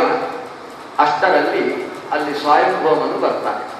ಸ್ವಯಂಭೂಮನು ಯುದ್ಧದ ಹತ್ತಿರ ಬಂದು ಹೇಳ್ತಾನೆ, ಧ್ರುವ ಏನು ಮಾಡ್ತಾ ಇದ್ದೀವಿ ಮಗು? ವಂಶಕ್ಕೆ ಕಲಂಕ ತರುವ ಕೆಲಸ ಮಾಡ್ತಾ ಇದೆಯಲ್ಲ. ಏನು ಅಜ್ಜ ಅಂತ ಕೇಳ್ತಾನೆ. ನಾನೇನು ತಪ್ಪು ಮಾಡ್ತಾ ಇದ್ದೇನೆ? ನನ್ನ ತಮ್ಮನನ್ನು ಸುಮ್ಮನೆ ಸಾಯಿಸಿದ್ದಾರೆ, ಏನೂ ಕಾರಣ ಇಲ್ಲ, ಇಂಥ ಯಕ್ಷ ಕುಲ ಬದುಕಬಾರದು ಅಂತ ಹೊರಟಿದ್ದೇನೆ ನಾನು. ಸಾಯಂಭವನು ಕೇಳಿದ, ನಿನ್ನ ಅಣ್ಣ ತಮ್ಮನನ್ನು ಯಾರು ಸಾಯಿಸಿತ್ತು? ಯಕ್ಷ ಸಾಯಿಸಿದ್ದು. ನೀನು ಯಾರನ್ನು ಕೊಲ್ತಾ ಇರೋದು? ಯಕ್ಷನ ಕುಲವನ್ನು ಕೊಲ್ತಾ ಇದ್ದೆ. ಅಲ್ಲ, ಒಬ್ಬ ವ್ಯಕ್ತಿ ತಪ್ಪು ಮಾಡಿದ್ರೆ ಇಡೀ ಕುಲವನ್ನು ನಾಶ ಮಾಡುವುದು. ಇವ ಕೇಳಿದ, ಇವರ ಸಹಕಾರ ಇಲ್ಲದೆ ಅವ ಹಾಗೆ ಮಾಡುವುದಿಲ್ಲ, ಅಥವಾ ಇವರು ಕೂಡ ಮುಂದಕ್ಕೆ ಇನ್ನೊಬ್ಬರಿಗೆ ಅಂತದ್ದು ಮಾಡಿ ಅದಕ್ಕೋಸ್ಕರ ಸಾಯಿಸ್ತಾ ಇದ್ದೇನೆ. ಇವ ಹೇಳ್ತಾನೆ, ನೋಡು, ನಿನ್ನ ತಮ್ಮನನ್ನು ಯಕ್ಷ ಕೊಂದದ್ದಲ್ಲ. ನಿನ್ನ ತಮ್ಮನಿಗೆ ಇಷ್ಟು ಆಯುಷ್ಯ ಅನ್ನೋದು ಹುಟ್ಟುವಾಗ ಭಗವಂತ ನಿರ್ಧಾರ ಮಾಡಿದ್ದಾನೆ. ಆ ಆಯುಷ್ಯ ಮುಗಿಯುವುದಕ್ಕೆ ನಿಮಿತ್ತ ಕಾರಣ ಮಾತ್ರ ಯಕ್ಷ. ಒಂದು ಸರ್ಪ ಒಬ್ಬನನ್ನು ಕಚ್ಚಿ ಸಾಯಿಸುತ್ತೆ ಅಂದ್ರೆ ಅದು ಸರ್ಪದ ಅಪರಾಧ ಅಲ್ಲ, ಇವನ ಜನ್ಮಾಂತರದ ಕರ್ಮ ಅಂತ ಅರ್ಥ. ಪ್ರಪಂಚದಲ್ಲಿ ಇಷ್ಟೆಲ್ಲ ಸರ್ಪಗಳಿರುವಾಗ, ಇಷ್ಟೆಲ್ಲ ಮನುಷ್ಯರು ಇರಬೇಕಾದ್ರೆ ಒಬ್ಬ ಮನುಷ್ಯನನ್ನು ಒಂದು ಸರ್ಪ ಕಚ್ಚುತ್ತೆ ಅಂದ್ರೆ ಅದಕ್ಕೆ ಅರ್ಥ ಏನು? ಸರ್ಪದ ಮೇಲೆಯೇ ಕಾಲಿಟ್ಟಂತಹ ವ್ಯಕ್ತಿಗೆ ಸರ್ಪ ಕಚ್ಚಿದ್ರೂ ಕೂಡ ಆತನಿಗೆ ವಿಷ ಏರುವುದಿಲ್ಲ ಅಂತಾದ್ರೆ ಇದಕ್ಕೆ ಕಾರಣ ಏನು? ಹಾಗಾದ್ರೆ ಒಬ್ಬನಿಗೆ ಸರ್ಪ ಕಚ್ಚಿ ಆ ವ್ಯಕ್ತಿ ಸಾಯ್ತಾನೆ ಅಂದ್ರೆ ಅದಕ್ಕೆ ಸರ್ಪ ಅನ್ನೋದು ಮರಣಕ್ಕೆ ಕಾರಣ ಅಲ್ಲ, ಇವನ ಕರ್ಮ. ಸರ್ಪ ಕಚ್ಚಿ ಸಾಯಬೇಕು ಅನ್ನೋದು ಇವನ ಕರ್ಮದಲ್ಲಿ ಬರೆದಿರ್ತದೆ. ಆದ್ರಿಂದ ನೀನು ಯಕ್ಷನಿಂದ ತಮ್ಮ ಸತ್ತ ಅಂತ ಯೋಚಿಸಬೇಡ, ತಮ್ಮನ ಕಾಲ ಅಲ್ಲಿಗೆ ಮುಗಿದಿತ್ತು ಅಂತ ಆಲೋಚಿಸು. ಯಕ್ಷ ಕುಲ ಅನ್ನೋದು ಲೋಕ ಸಂರಕ್ಷಕವಾದ ಕುಲ. ಅದನ್ನು ನಾಶ ಮಾಡುವುದರ ಮೂಲಕ ಭಗವಂತನ ಸೃಷ್ಟಿಗೆ ನೀನು ಅಪಚಾರವನ್ನು ಮಾಡ್ತಿ. ಒಬ್ಬ ಮನುಷ್ಯನಿಗೆ ಒಂದನ್ನು ಸೃಷ್ಟಿಸುವ ಶಕ್ತಿ ಇಲ್ಲ ಅಂತ ಆದರೆ ಅವನಿಗೆ ಅದನ್ನು ಸಂಹಾರ ಮಾಡುವ ಅರ್ಹತೆಯೂ ಕೂಡ ಇಲ್ಲ ಅಂತ ಅರ್ಥ. ನೀನು ಸಾಯಿಸಿದ ಯಕ್ಷರನ್ನು ಮತ್ತೆ ಹುಟ್ಟಿಸುವ ಸಾಮರ್ಥ್ಯ ನಿನ್ನಲ್ಲಿದೇನು? ಧ್ರುವನಿಗೆ ಮಾತು ಕಟ್ಟುತ್ತೆ, ನಾನು ಮಾಡಿದ್ದು ತಪ್ಪು ಅಂತ ಅನಿಸುತ್ತೆ. ತಂದೆಯಾದಂತಹ ಸ್ವಯಂಭೂಮನು, ಅಜ್ಜನಾದ ಸ್ವಯಂಭೂಮನುವಿಗೆ ದೀರ್ಘದಂಡ ಪ್ರಣಾಮ ಮಾಡ್ತಾನೆ. ತಪ್ಪಾಯಿತು ಅಂತ ಕೇಳ್ತಾನೆ. ಸರಿ, ಹಾಗಾದರೆ ನೀನು ಹೊರಟು. ಇವನು ಯುದ್ಧಕ್ಕೆ ಬೆನ್ನು ಹಾಕ್ತಾನೆ, ಮತ್ತೊಮ್ಮೆ ಶಂಖನಾದ ಮಾಡ್ತಾನೆ. ಯುದ್ಧ ವಿರಾಮಕ್ಕೆ ಬೇಕಾದ ಶಂಖ 3 ಬಾರಿ ನಿಲ್ಲಿಸಿ ಶಂಖವನ್ನು ಊದಿದ. ಇಡೀ ಆತನ ಸೇನೆ ಯುದ್ಧವನ್ನು ನಿಲ್ಲಿಸಿದೆ. ಯುದ್ಧ ನಿಂತ ವಿಷಯವನ್ನು ಕೇಳಿದಂತಹ ಯಕ್ಷರಾಜನಾದಂತಹ ಕುಬೇರ ಕೈಯಲ್ಲಿ ಪಾತ್ರೆ ಬಂಗಾರದ ಪಾತ್ರೆಯಲ್ಲಿ ನಾನಾ ಧನಗಳು, ಧನೇಶನಾದಂತಹ ಆ ಕುಬೇರ ಧನಗಳನ್ನು ತುಂಬಿಸಿಕೊಂಡು ಬರ್ತಾನೆ. ಈ ಮಗುವಿಗೆ ಉಡುಗೊರೆ ಕೊಡಬೇಕು ಅಂತ ಬರ್ತಾನೆ. ಯಕ್ಷರಾಜ ಬರ್ತಾ ಇರುವುದನ್ನು ಕಂಡು ಆನಂದ ತುಂಬಿಲಗಾತ್ರನಾದಂತಹ ಈ ಹುಡುಗ ಓಡಿ ಹೋಗಿ ಅವನ ಪಾದ ಹಿಡಿದುಕೊಳ್ತಾನೆ. ರುದ್ರನ ಸಖನಾಗಿರತಕ್ಕಂತಹ, ಓ ಧನೇಶ, ನನ್ನ ಮೇಲೆ ಅನುಗ್ರಹ ಮಾಡುವುದಕ್ಕೋಸ್ಕರ ಬಂದಿಯಲ್ಲ, ನಿನ್ನನ್ನು ಕೂಡ ಯುದ್ಧದಲ್ಲಿ ಎದುರಿಸಬೇಕಾಗುತ್ತೆ ಅಂತ ದುಃಖಿತನಾಗಿದ್ದೆ. ಅಷ್ಟು ಸ್ಥಿತಿಯಲ್ಲಿ ನನ್ನ ಅಜ್ಜ ಬಂದು ನನಗೆ ಉಪಕರಿಸಿದರು ಅಂತ ಪುಟ್ಟ ಮಗುವಿನ ಹಾಗೆ ಈ ಧ್ರುವ ಹೇಳಿಕೊಳ್ತಾನೆ. ಇನ್ನು 30 ವರ್ಷದ ಹುಡುಗ ಇವಾಗ. ಆಗ 34 ವರ್ಷದ ಹುಡುಗ. ಆಗೆಲ್ಲ 34 ವರ್ಷಕ್ಕೆ ಯುವಕ ಅಂತ ಹೇಳುವ ಕ್ರಮ ಇಲ್ಲ, ಸುಮಾರು ಒಂದು 800 ವರ್ಷ ಆದ್ರೆ ಯುವಕ ಅಂತ. ಆಗಿನ ಕಾಲ ವ್ಯವಸ್ಥೆ ಹಾಗೆ. ಅಂದ್ರೆ ಈ ಹುಡುಗ ಆದ್ರಿಂದ ಯಕ್ಷರಾಜ ಇವನನ್ನ ಮಗು ಅಂತ ಹೇಳಿ ಅಪ್ಪಿಕೊಳ್ತಾನೆ. ಅಪ್ಪಿಕೊಂಡು ಹೇಳ್ತಾನೆ, ಎಷ್ಟು ಒಳ್ಳೆಯ ಮನಸ್ಸು ನಿನ್ನದು,